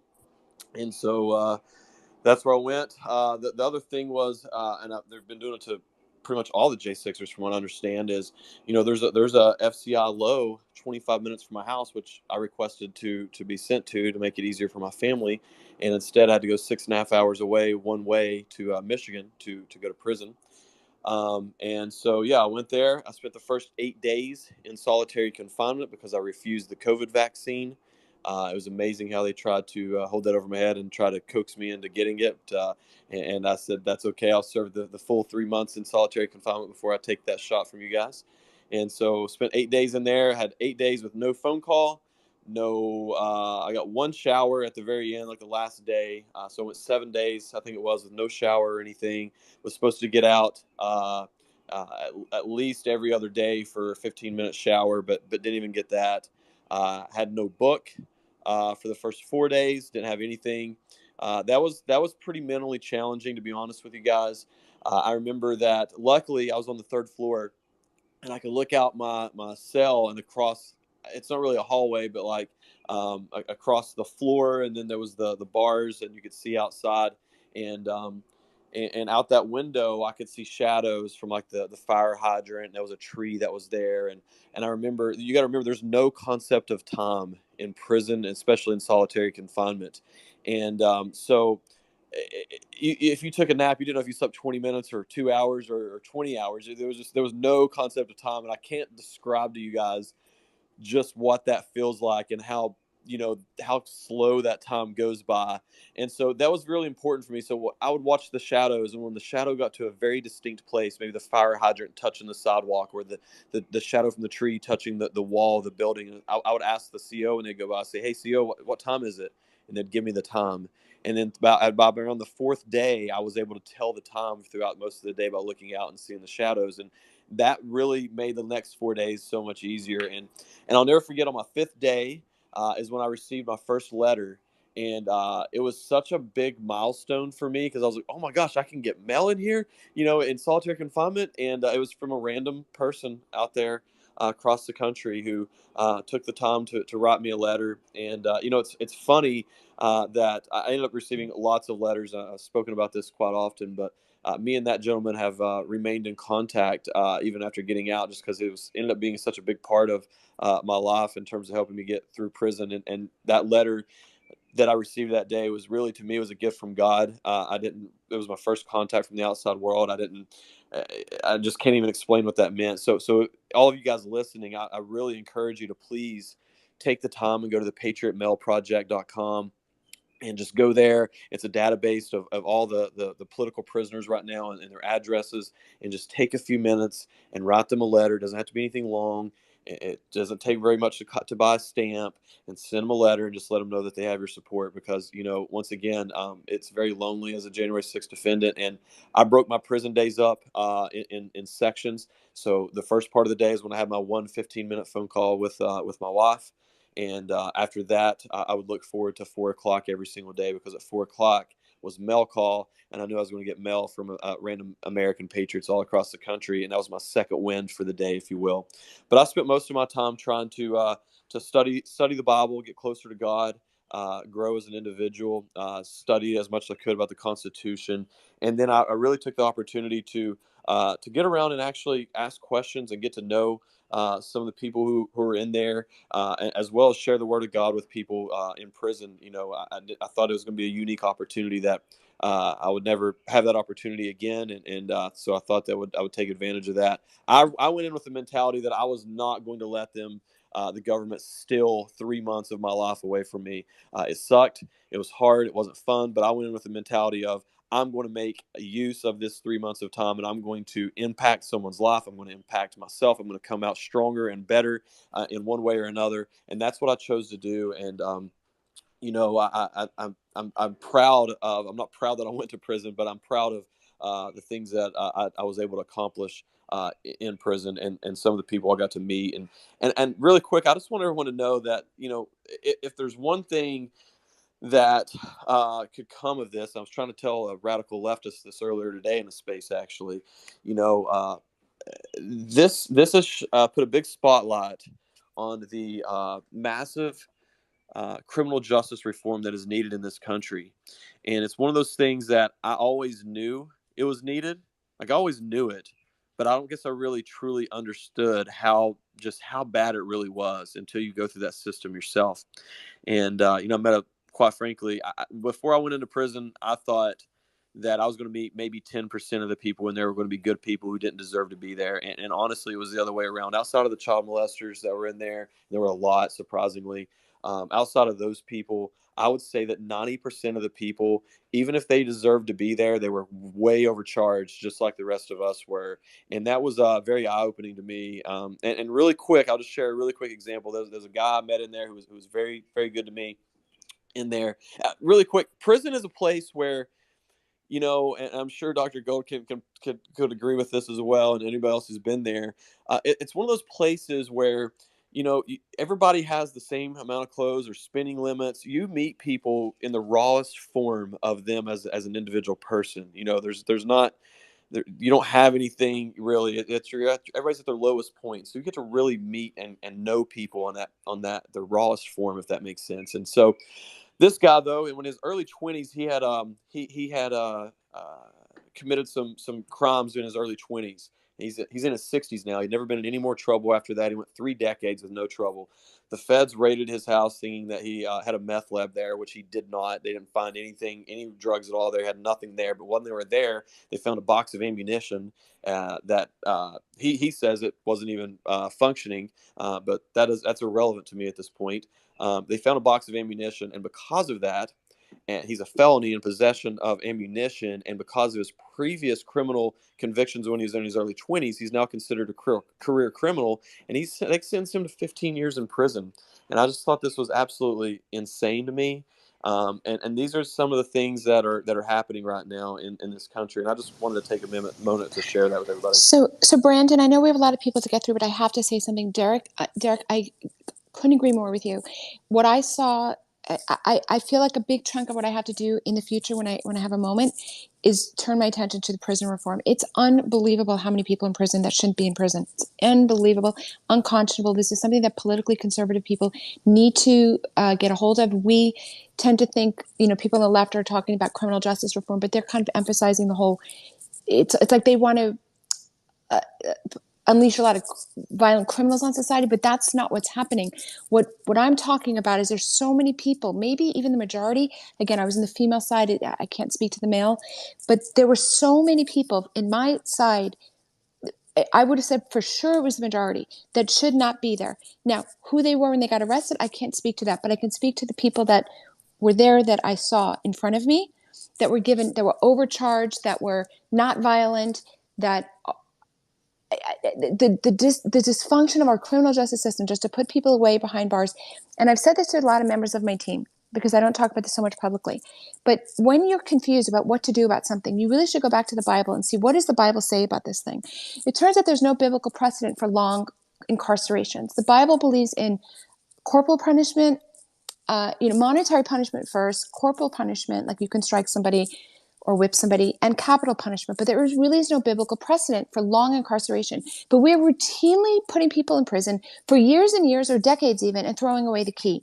This is unconscionable. If you believe in God and man is made in God's image, then you understand that if you interrupt someone's life, by a 10-year sentence or 15-year sentence, and you've stopped them from doing whatever God has destined for that person. And this is unconscionable. And this is something that we really have to look at and pay attention to. And Derrick, I'm right there with you. And this is something I'm very passionate about, as are you. Thank you for listening. So I'll share my sentence, and then Geri, since sadly Matthew is not with us and we can't talk about his sentence, perhaps you could tell us about the Matthew Perna Act, if you would like to. I think that'd be a nice thing to share with people. And if you don't have the details in front of you, Geri, I do. So I can read the details if you don't have them. But I was initially charged with several felonies and a misdemeanor. I took a misdemeanor plea deal. I was convicted on one single Class B misdemeanor for disorderly conduct. And I also have no prior criminal record. This is a first offense charge for me. I was sentenced to 3 months of house arrest, 3 years of federal probation. The government actually didn't request a fine, but the judge imposed on her own the maximum fine of $5,000. I was ordered to pay $500 restitution to the Capitol, although it was acknowledged that I didn't engage in any vandalism or destruction to the Capitol. And I also was given court-ordered mental health services. So I had to go to court-ordered therapy because I voted for Donald Trump. So obviously I'm insane. And this, of course, was after I had already spent 2.5 days in jail on my single misdemeanor, Class B misdemeanor first offense. So yeah, that was my sentence. And there was one other thing I was going to say. It'll come back to me. Geri, are you cool with telling us about that? Yes, and if you have the details in front of you, that I would be do. great, because I don't have them with me. Could you at least share how it came to be? Yes. Shortly after Matt hung himself, I was reached out to by Congressman Louis Gohmert's office, and I was asked if I would come to D.C. because they were holding a press conference. Andy Biggs was there, Marjorie Taylor Greene, and Louis Gohmert. And I accepted the invitation, and I came to D.C., and I spoke in front of the Capitol in the rain. And I told Matt's story. And afterwards, I asked Congressman Gohmert what was going to happen next. I said, because I wanted Matthew to not have died in vain. And I didn't want to see any other family suffer like this. And at the same time, even though a pardon was really not going to do any good for Matt, I was going to seek a pardon down the road when we had an actual president in office. And I wanted to know if he would assist with that. And shortly thereafter, his office contacted me and told me that they were drafting a bill in Matt's name, and it is the Matthew Perna Act of 2022. And if Brandon, you would give some of the details, I can elaborate on them. Absolutely. I've got it right here.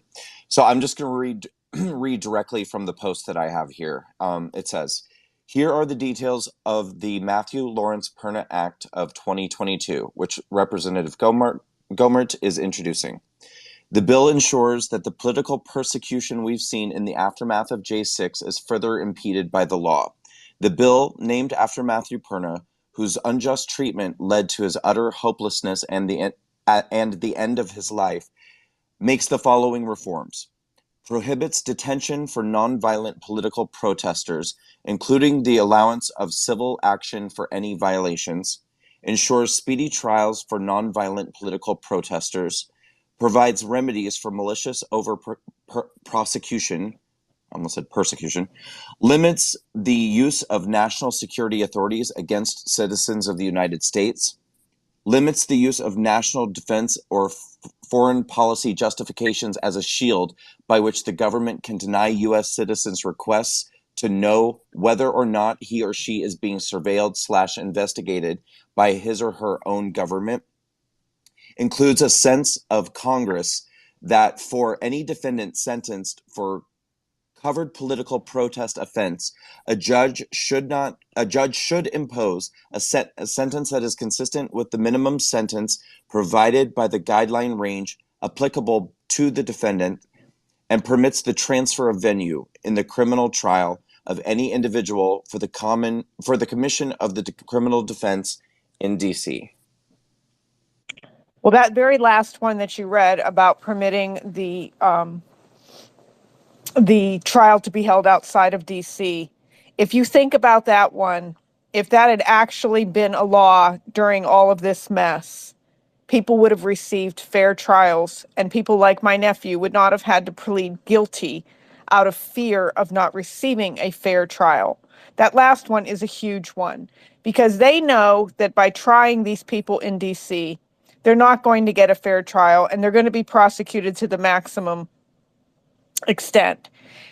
The other one that you read about fair punishment, that's another one. I mean, when you're talking about people who committed minor misdemeanors and they're going to jail for upwards of 10 years, this all came about because when Merrick Garland took over in the DOJ, prior to him taking over, I don't know if everybody remembers Paul Hodgkins. He was from Tampa, and he was the very first person to plead guilty and get sentenced. Well, this is before Merrick Garland was in charge. I can't remember the name of the person in charge prior to Merrick Garland. The name escapes me. But Paul Hodgkins had the same exact charges that Matt did, and he was given 8 months in jail. 8 months. After Merrick Garland took the position, it was announced that the sentences would be consistent with one another, and that anybody charged with a felony would serve at least 48 months in jail. So they changed the rules when he took his position. And basically that is one of the things covered in the Matthew Perna bill is just punishments for, the punishment has to fit the crime. The other major thing that I pushed for with Congressman Gomert in Matt's case was the addition of the sentencing enhancement. And that is in those things that you read off, Brandon. It's just in legal terms that they are not allowed to just pull something out at the 11th hour that your attorney isn't going to be able to defend, and it influences the judge to give a harsher sentence. The other part about having due process, the delays and the postponements that Matt and many of the J6ers were facing are what broke him down mentally. There was never an end in sight, it seemed. Even his sentencing enhancement was postponed a month more. They just want to drag this out and punish these people prior to them receiving their punishment. They're punishing them mentally and physically. And the other thing that I don't think people realize is every time there's a delay or every time there's a motion filed, it makes the local newspaper in whatever small town you live in. And it just adds to the anxiety. It adds to the stress. It adds to the mental breakdown. And our town was small. Matt grew up in a small area of Pennsylvania, and our local newspaper was brutal. It was brutal. And our local news stations were equally as bad. There wasn't a truthful story told about Matt until Tucker Carlson invited me on his show. The other thing was I wrote Matt's obituary, and it was probably the longest obituary that newspaper had ever printed. And they edited the obituary before they printed it. They told the funeral director that there were 2 lines in my obituary that were not fact. It's an obituary. The 2 lines they refused to print was many people were responsible for Matt's death. And the other line was Matt walked in through an open door at the Capitol. They wouldn't put that in his obituary. I mean, even in death, they were trying to censor us and control the narrative. So the bill, I hope to God, becomes law someday. I don't know what's going to happen with this Congress that we have. I don't. I'll be honest with you. I don't have much hope for this to get passed into law. I hope that it does, because it could mean a lot for people down the road. And if there's anything good that can come out of Matt's death, it would be that. Thank you, Geri. And thank you for bringing up the point about the delays, and that the delays, first of all, the delays by themselves are just excruciating, emotionally excruciating, because you really do believe that you're reaching an end point. And then they come back and they wait until like the 89th day to come back and say, oh, we need to delay another 90 days. In my case, they delayed 90 days 5 times on my misdemeanor case. 5 times. And every time I thought I would get to the end of that 3 months and think that was going to be the end. And to your point, every time there's a delay or any stupid little update in your case, it brings a whole nother wave of horrible media stories. And they know what they're doing with the wording that they choose, because they'll say, another delay in the case of a man who played a role in the deadly insurrection on January 6th. And well, what was my role? What was my role in the deadly insurrection of January 6th? You know, they don't say in the case of a man who stood outside the Capitol shooting a video. They say a man who was involved had a role in the deadly insurrection, and it starts again, and they do it again, and they do it again. And to Derrick's point, I mean, if you're somebody who's not media savvy, I mean, it was torture for me. And I mean, believe me, I've had some very dark thoughts over the last couple of years. But I mean, if you're somebody who's a private person living a private life, and you're just thrown into this situation, Matthew is not the only person who made this tragic choice. And it's understandable why. I mean, these people are literally being bullied to death. Let me say this, after Matthew committed suicide, somebody reached out to me. I don't know, I think it was on Telegram or Twitter. No, it wouldn't have been Twitter. It would have been Telegram probably, or Facebook. And they told me that their neighbor had found out that their picture was on the FBI website. And he didn't even wait to be arrested. He shot himself in the head that day. So there are people who have committed suicide that we don't even know about from January 6th. And the thing about you were saying about the newspaper, every single time they reported on Matt's story, they said he broke into the Capitol. Matthew Perna broke into the Capitol during the insurrection. It was a blatant lie. He didn't break into anything, but they used that line over and over and over again.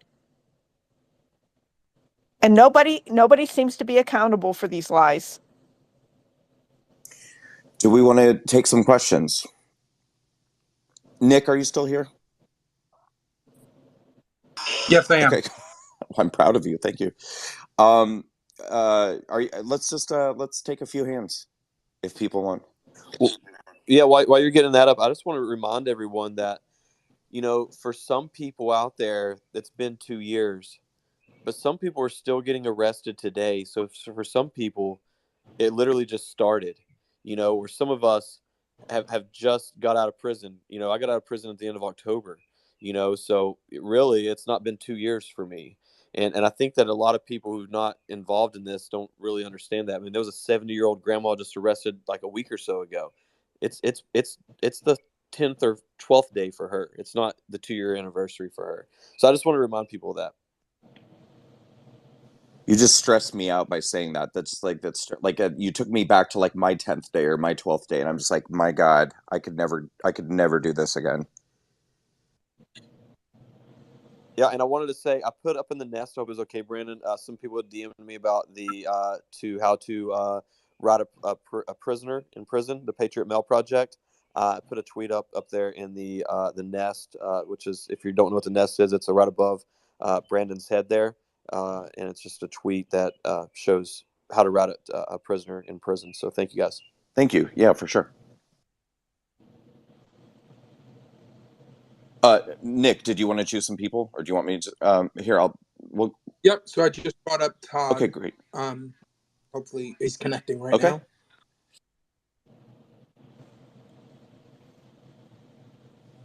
Todd, in order, you just have to accept the. Yep, there you are. Did you guys call on me? Sorry, I didn't hear that part. Yes. Yep. Oh, Yep. great. Hi. Okay. I don't really have a question. I just want to thank all the people that came tonight, and it's been, especially Geri, your story. I don't think there was a dry eye in the space tonight as you told it, and I just can't thank you enough for sharing your story with us. Derrick touched on the letter writing. I've been doing that, and I got to tell you, I encourage everybody to take 15 minutes out of your day and write one of these prisoners a letter. You will be surprised. I can just speak for myself, but as I was writing these letters, like, words just kind of flow out, and it's a really good feeling because you're doing something good for somebody who at the other end is going to get a little joy in their day. So I encourage anyone to just take some time to write these guys. It's especially emotional for me because I was at January 6th, and I have a certain amount of guilt because this could have been me. I didn't do anything less than what Brandon did, but Brandon's famous, and so he paid a price. And but it's funny, not funny, but he mentioned that he had PTSD. Even myself, 2 years later, every time the Amazon guy comes to my door, when I hear the knock at the door, I have a little panic because until I look out the window to see that it's not the FBI, and I don't know when that's going to stop because they've just announced that they're going to arrest 2,000 more people. So, my day may come, but I will tell all of you who've told your story tonight, it's given me strength to know that we can get through this if the worst happens. So thank you all so much, and it's Brandon. You've done a wonderful job of orchestrating this space. The way you ran it was really great. I like how you kind of came back around to everybody. So thank you to all. God bless. Thank you, Todd. We love you, by the way. Thanks so much. Agreed. Can we bring some more people up, Nick? Yep. Lee Brennan, I just allowed you to become a speaker.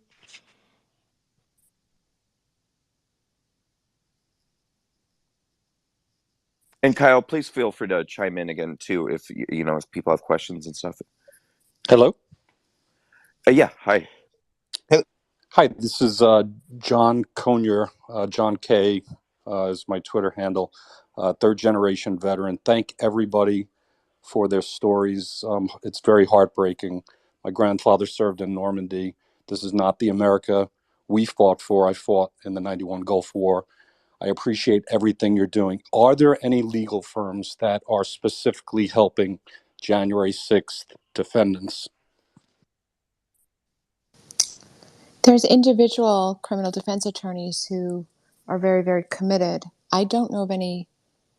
It's usually the independent I person. think Geri could probably speak to that. Yes, actually, Patriot Freedom Project is an organization that was started by Cynthia Hughes, and they have raised money. I know Dinesh D'Souza made a huge donation to them twice now, and they have raised money to help the families of J6ers with their expenses and with their attorney fees. And they have several attorneys that work with them that they help match up with J6ers. And every day they get new requests from new people who have been arrested. So patriotfreedomproject.com is an excellent source for financial help and also moral support. They have a support group, and people can actually adopt a family on their website to help them, because you have to understand, these are husbands and fathers that are in jail. Their families have lost their income. They've lost their health insurance. They've lost so many things, and they don't know where to turn. So there is actually this organization that helps them. What can you say it again, or could we post that to the top? It is patriotfreedomproject.com. Geri, could you, well, you're new to Twitter, I think, or sort of. Or can you tweet about that and then we can put it in the nest? Sure, I can. Just tweet out the link and then we'll add it to the top. I apologize. Since I was kicked off Twitter 2 years ago and just recently opened a new account, I forgot how it operated. So I'm sorry for that. I'll try to put it up. I've got the link, so I'll try to put Great, that up. thank you. All right, next person is Lee. Lee, what's your question? Yeah, just wanted to share how just heartbreaking all this is. It's something that's been on my heart for the last year. Just praying for these people. It's hard to wrap your head around, what's being done to people that don't deserve it. But really, I just want to know what we can do. I mean, do we just sit back as a people and do nothing and allow it to just go on? What can we do? Because I fear it's only going to get worse if they're allowed to just continue to do this to people. Well, that's about it. Lee, I think that even what's happening right now in this debate for Speaker of the House, I see a lot of people, conservatives, and a lot of conservatives who are America First conservatives, who are, basically having this attitude of like, let's get going, vote for McCarthy, let's go, let's just, these people are holding out, what are they doing? They're whatever. And I'm like, you guys, this is, sorry, but I mean, I can tell you there's a very small handful of Congress people who've expressed any interest in helping us. And most of them are the people who are holding out right now. And I'm not interested in rushing through a Speaker of the House and going back to the status quo and going back to business as usual. And, to Cynthia's point, she's skeptical about this new Congress. So am I. For the record, I don't believe in any of them. But I know that there's only a handful of them that we stand a shot with. And I've had conversations regularly with Matt Gaetz. I've had a couple of conversations with Marjorie Taylor Greene. And I love Paul Gosar. And some of them have expressed wanting to try to put together some congressional hearings and allowing people like us to testify and at least getting another narrative, like another side of the story. Again, it's not about trying to pretend like nothing bad happened on January 6th, but it's about also trying to shine a spotlight on what the DOJ is doing, and that misdemeanor charges are being treated like acts of domestic terrorism. And I think it is going to take time, and I don't know if DC can be saved. I don't know, maybe it's a great question for Kyle. I mean, maybe you could touch on this, but I mean, I don't know if Washington DC can be redeemed. Yeah, Brandon. So people need to write to their congresspeople and help tell them exactly what it is they expect. Like, they may not get that many letters at a time. They may not get that many phone calls. They may only get 50 or 100 in a day. If 75 of them are saying the same thing, they're going to disproportionately represent the attitudes that we need to be pushing forward. But part number one is the FBI needs to be broken into pieces. Part of the reason that you guys are a victim of what you are a victim of, and I think of it that way, is that there's a national security state. All the people that were worked and all of the supervisors that took over the January 6th case squads, they were not criminal investigative, supervisors. Their background was national security. They worked counterterrorism, and they were yes people for the regime. So they got moved into these positions, and they pushed you guys. They need to be tossed out on their asses. They need to be moved into a space where they have no law enforcement authority, and they can go dig up information and stare at it all day if that's what they want to do. But these people are not following the constitutional oath that I signed up for, and it's really disgusting. So it doesn't matter if you're pro-life, if you're pro-Trump, if you're out there and you want to be a conservative that has a position about anything that you feel like you should voice, you should be able to do that. That's what we all signed up for. Like, that's what I grew up with. So the idea that this is not the case right now, it's because we have this out of control DOJ that's massively politicized. And that's been like 5 years. They've been like running downhill. So you got to reach out to your elected representatives, tell them exactly what you expect. And there needs to be like a church style committee that goes and just dismantles what this FBI has done. I mean, it doesn't take very many people at the top to be sending it down, but there's an awful lot of cowards that are working in there, unfortunately. There's some great people, don't get me wrong. I'm friends with people in the FBI that don't suck. There's a lot of people that are willing to look the other way and do the wrong thing. And so we can't allow that to happen. So people got to reach out and tell their representatives exactly what it is you expect.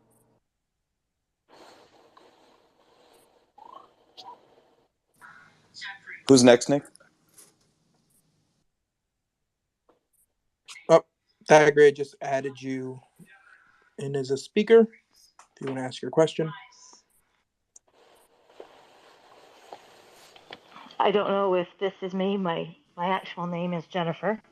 I just wanted to say how much I admire all of you guys, and just how heartbreaking hearing these stories tonight has been. I am wondering from you, Geri, and what is the first small step we can take to get some judicial reform?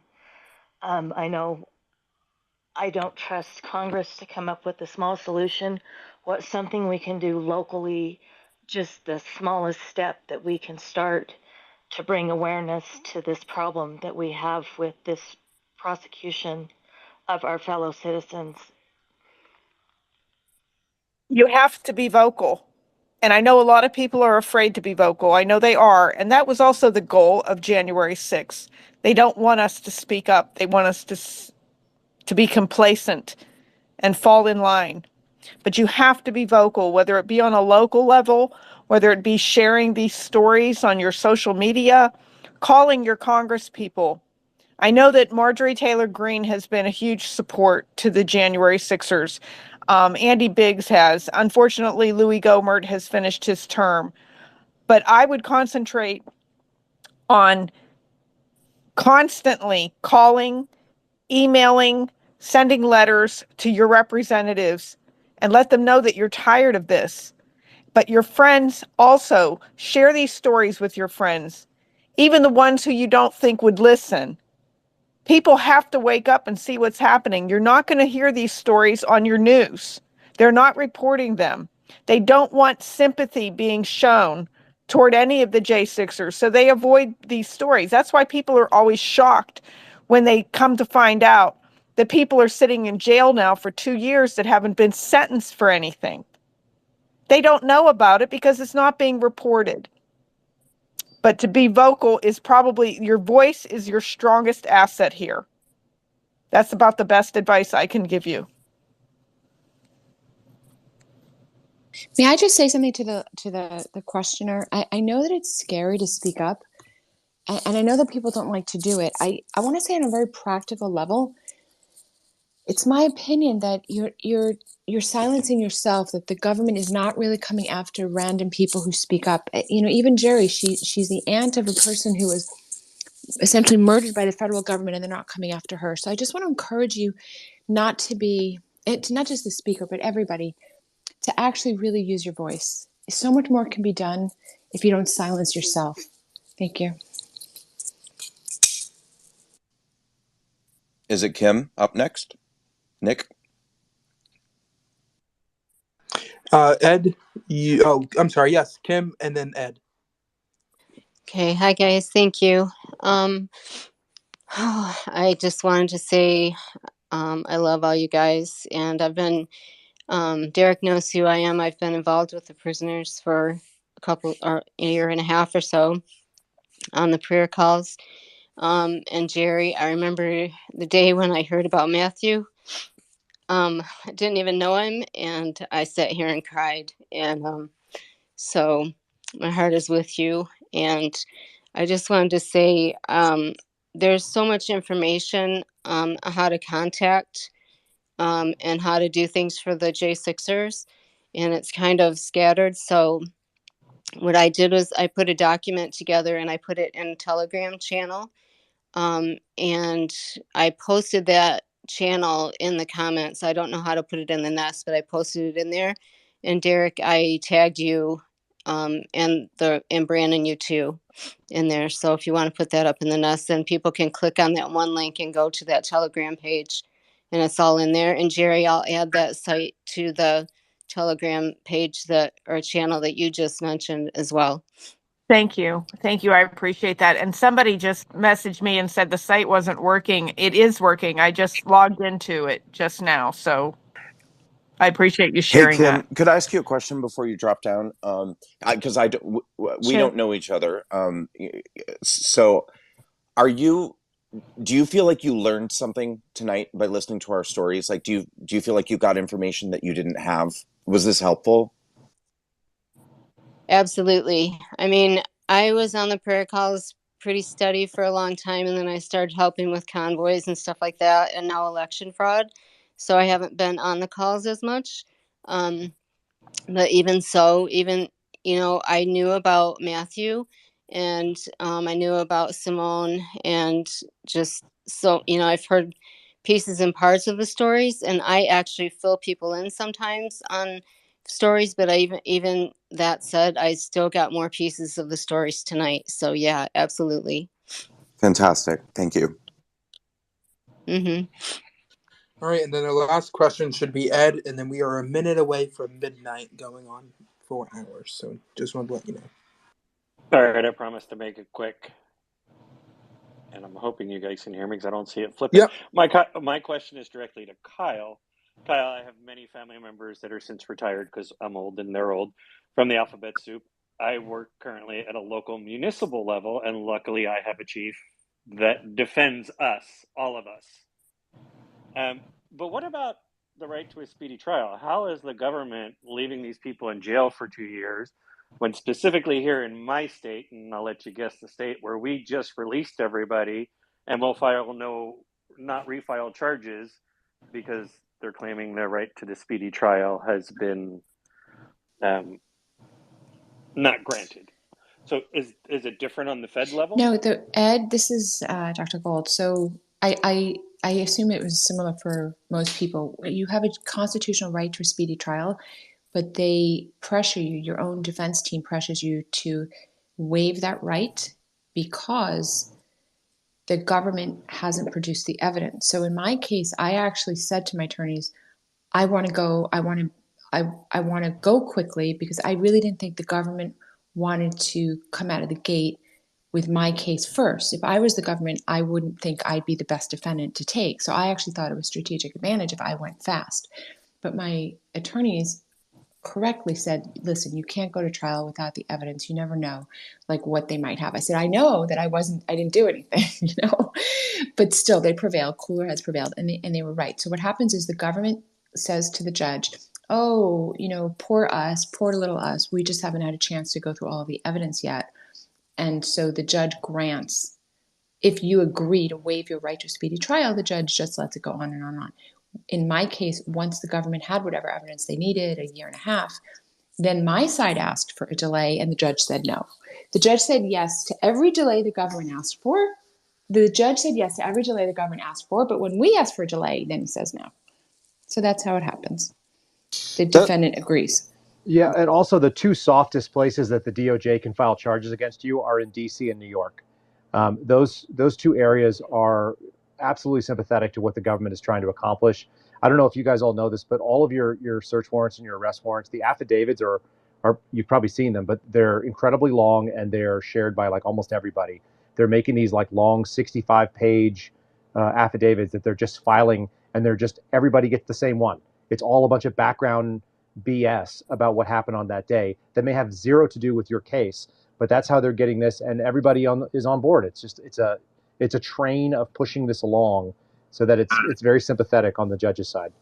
And Kyle, and I just want to share another fact that people may not know that I learned only in the last few months, which is that when you read newspaper articles saying that there's just this uptick in domestic terrorism, they're jiggering the numbers because Correct. they're taking all of these cases, right? You can speak to it better than I can, but they're taking all these cases and they're pretending they're all like separate cases. Well, this is this is what my buddy Steve Friend actually did his whistleblowing activity on. There's basically two ways that you could file this case. They could have opened one case like they did for 9/11, and they had a bunch of sub files. That's the way the FBI would do it. It'd be run out of Washington Field. They'd send leads out and ask agents to go and interview you folks and things like that. That's the way they would normally run it. The other option is they could just send a lead out to someone like me if I was in New Mexico, and they'd say, hey, go interview Coy Griffin. And I would go interview him, and I'd be shaking my head about whether he should talk to me or not. And that would go probably nowhere because I'm not going to pursue a trespassing case, and I didn't have the bandwidth to do that. That's what's supposed to happen. Either the field office owns it and they send it out to everybody else to help their case, or they send it out to the field offices, to all of them across the country, and then each one of them runs their own cases and decide whether or not to even open them. What was going on in the January 6 cases, which is unique to the Bureau, as far as I know in its history, is they opened up a bunch of cases in DC and then sent the cases out to the field and told them to run them. And then they ran them centrally from DC. They sent orders out to field agents who should have been running their own cases. It's totally extraordinary. It's not normal, and it's not okay, because all it's shown is that there's like false number of domestic terrorism cases opened up, because that's how they have, whether they're criminal investigations, they still have like a simultaneous counterterrorism, and that's what you were experiencing at the airport, for the record, Brandon. My attorney has actually gotten stamped that way now. He just told me he got searched coming back into the country from Israel. So that's how they do it. That's what they're doing. They're falsifying these numbers by adding and making it look like, even though it was a black swan one-off event, that it is something that is across the entire United States, and that all conservatives are now, suspect of terrorism. And it's complete bullshit, unfortunately. Dr. Gold, I have exactly, I think, the opposite opinion that you do. When you were talking about strategically pushing your trial back, my attorney also wanted me to go along with every extension that the government offered. He just kept saying, I don't want you in the first round of people who are prosecuted. His opinion was that they're going to want to get their pound of flesh with the first rounds of people who get prosecuted no matter for what. And then things are going to kind of ease up. And as time goes on, people are going to kind of start to forget about it, and it's going to soften up. Well, clearly that hasn't happened at all. I mean, nothing. 2 years later, people are still as nuts about this as they were. And again, I mean, I'm talking about even like the completely nonviolent misdemeanor trespassing charges. Like, people are absolutely as insane as they ever were. And I don't know, in retrospect, if it would have made any difference at all if I had just pushed for, because I wanted to object every time they wanted a continuance. I kept saying no, like, tell them no, like, just absolutely not. Let's go. Like, let's get this over with. And he just kept saying, no, let's just wait. It'll be better. And I mean, he ended up being shocked by the sentencing recommendation that they gave me, and then the sentence that I ultimately ended up getting. And I don't think that it would have made any difference if I had been sentenced early on. Yeah. I couldn't hear Kyle when he was speaking, but I just want to make sure everyone is aware that, in my opinion, that's why they're overcharging everybody as well. To what Dr. Gold had said, they don't they come and you're facing decades in prison, and you can go to trial next week if you want to, with no defense properly, in place to defend yourself, and the thumb on the scale in the trial there in DC, and probably going to be convicted for decades in prison. And that's what they're doing. They're basically forcing you. I don't want to say forcing, but that's basically, you don't really have any other choice other than to accept those extensions until you can get some evidence to mount a defense. Also, I can tell you from personal experience that if you're actually going to trial and facing a jury, these people are just salivating, waiting to convict you. The amount of evidence is completely irrelevant. I will say, to John's point, I don't think there's a single defendant that will ever be acquitted. I think it's utterly impossible. I think John had the strongest case just because of the facts of this. Yeah, he was working for somebody. You know what I mean? It's hopeless. What has to have happened is, as Julie Kelly said, the judges are corrupted in DC. What has to happen is that the jurisdiction has to be moved, but the only one who's in charge of the jurisdiction is the judge. Thank you. Yeah, I agree at that point. Julie was really smart to mention that, because obviously the jury pool is poisoned. No one is getting a fair, unbiased jury of their peers, which is a constitutional violation. But those juries are just random citizens on the street. They're not held to the same standard as a judge. And the judges have really serious implications with their behavior. I'm glad Julie brought that This up. is the point I like 5 times tonight. I kept forgetting to say this, and thank you. You just reminded me. The whole point about jurisdiction. I mean, the thing is, it's so disingenuous, because a lot of these judges have even become like sort of upset at certain times and been like, they'll receive just as fair of a trial here as they would receive anywhere. Well, if that's true, then release jurisdiction. If you're not worried about it, release jurisdiction. And what's even further proof of how disingenuous they're being is that these judges aren't even releasing jurisdiction after conviction and after sentencing. This is unheard of. My probation officer told me, she was like, I have never had a case where the judge refuses to release jurisdiction. She was like, what always happens in a federal case is if you're tried outside of your jurisdiction, the moment you're sentenced and the moment you're put on probation, your probation, the jurisdiction of your probation is transferred back to your home state. So in other words, if I'm living in the state of Nebraska and God forbid I end up in violation during the course of my probation, I would go before a Nebraska judge. And the Nebraska also, you have the right during the course of your probation to apply for early termination of probation.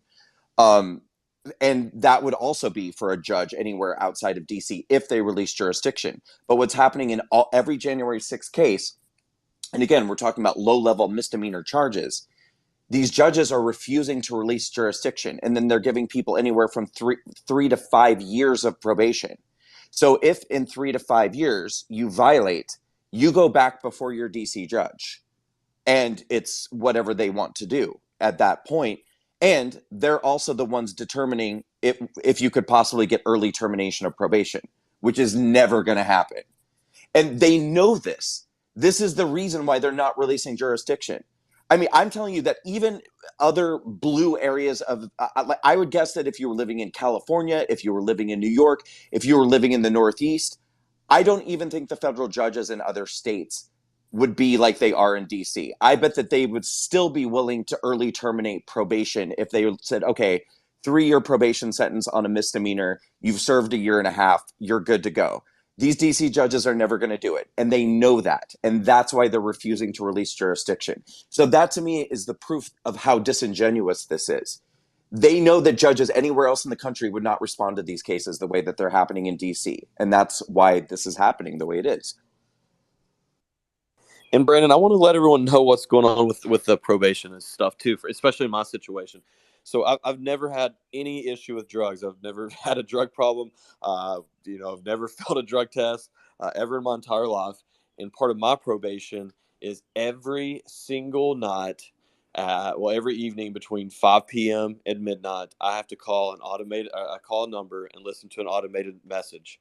If I hear the number 3 on the automated message, then the following day I have to report and go take a drug test. Now, I don't care. They can drug test me anytime they want. I don't do drugs or anything like that, but it's the inconvenience of I can't plan my following day until after 5. I have an alarm on my phone to remind myself to call at 5:15 every day, but I cannot plan the events of the following day until I've called that number to see if I have to go take a drug test or not, because I have to go within a certain window. I have to go between 4 and 5 p.m.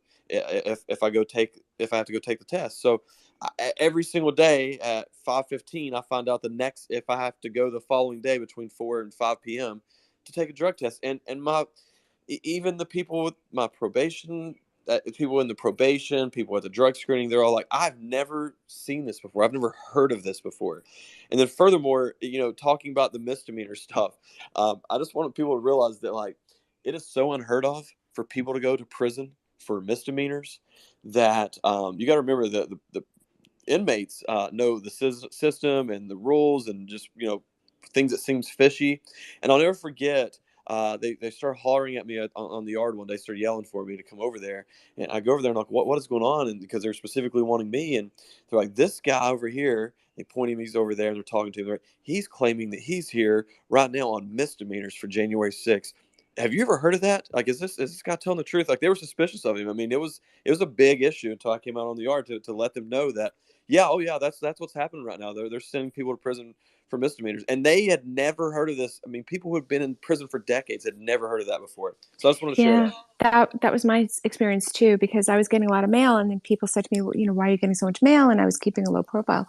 So I told people a little bit, and then one of the prison, nobody had ever heard of anybody going to jail on a misdemeanor.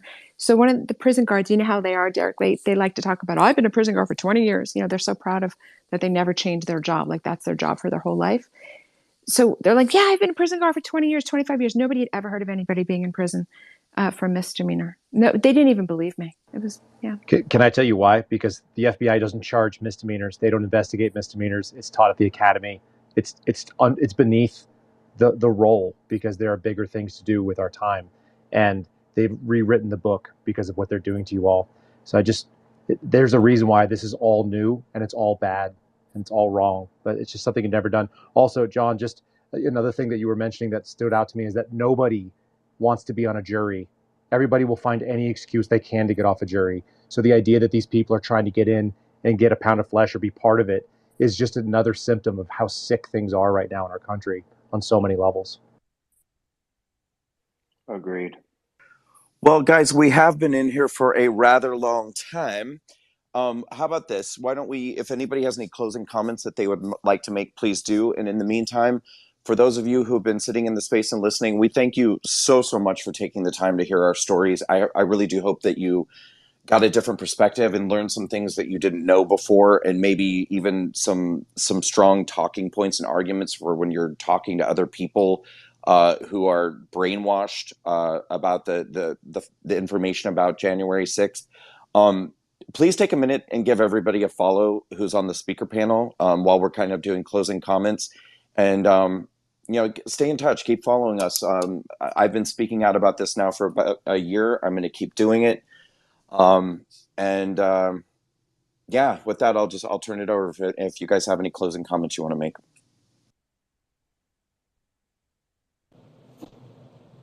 I just want to thank everybody for the overwhelming amount of support and the love I'm feeling from all of the listeners.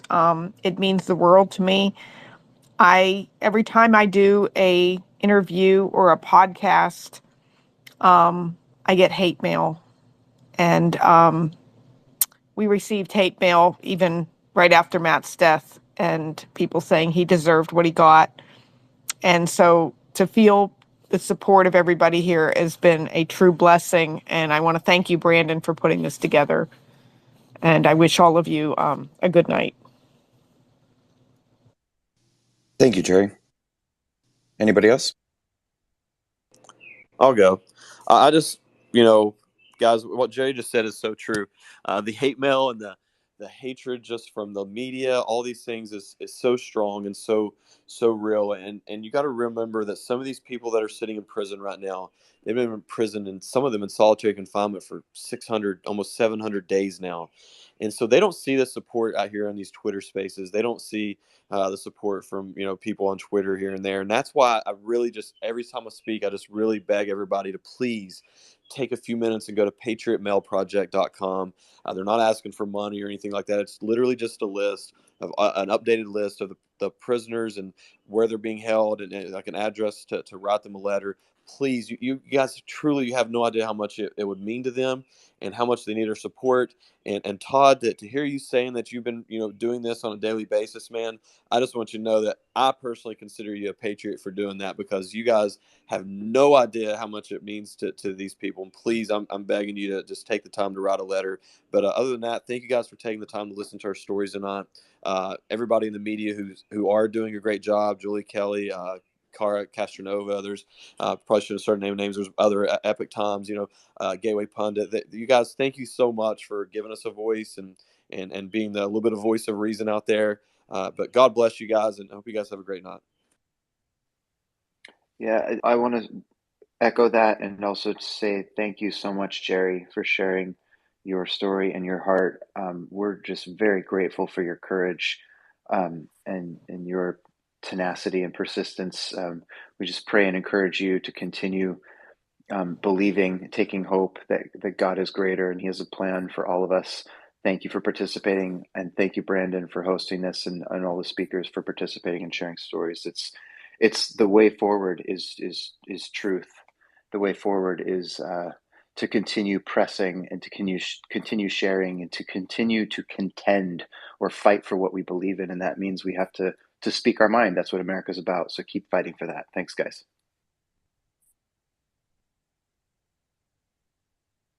I just want to say thank you, Brandon. I think this was a really excellent Twitter space. It's a hard subject to cover, and I hope that people go forward in their own lives and just spread the word. Whoever would ask the question, what can you do? What small actions can you take? You literally can just tell people. You can tell people the supermarket, right? You can tell maybe your local newspaper. Local news is a little bit less biased than national news. National news is completely sunk. But sometimes local news, you can get, an op-ed, and there are things you can do, and just don't allow yourself to be silenced. That's what these spaces are about. Thank you. Yeah, and I'll just close out by saying, too, I've been looking down the last couple of minutes, and I see the NBC reporter Ryan Riley here. And Ryan Riley has literally dedicated his entire life to obsessively writing about January 6th and some really malicious things. He's made fun of you, John. He's made fun of you, Simone. He actually furthered the story that I turned you in. He's made comments about Matthew. Ryan, I really hope that perhaps you're capable of developing, even the smallest amount of empathy, and perhaps seeing some of the people that you've heard tonight as human beings, because I think the pursuit of your journalism and the pursuit of your writing is so destructive and so harmful, and you are causing so much unnecessary pain and damage and harm to people who are already going through a very difficult time.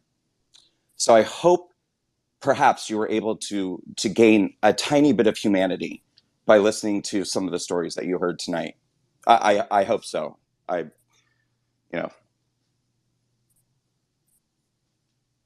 Anybody else? I would have other things to say to him, but my mom taught me if I don't have anything nice to say, not to say anything at all. So I'll just leave it at that. Well, it's all about the clicks, I guess, All right. So thank you all so much for attending the space tonight. We really, really appreciate it. And like I said, I hope you guys learned something and got a new perspective on this. Thank you, Dr. Simone Gold. Thank you, Derrick Evans. Thank you, Geri Perna. Thank you, John Strand. We lost Julie Kelly, but it was amazing having her in here with us tonight. It was amazing having Nick Searcy. And thank you to Nick from my team for helping co-host the space. Thank you guys so much. And we love you all. Have a great night. Have a great night. Love you, Nick. Good night. Good night, everyone.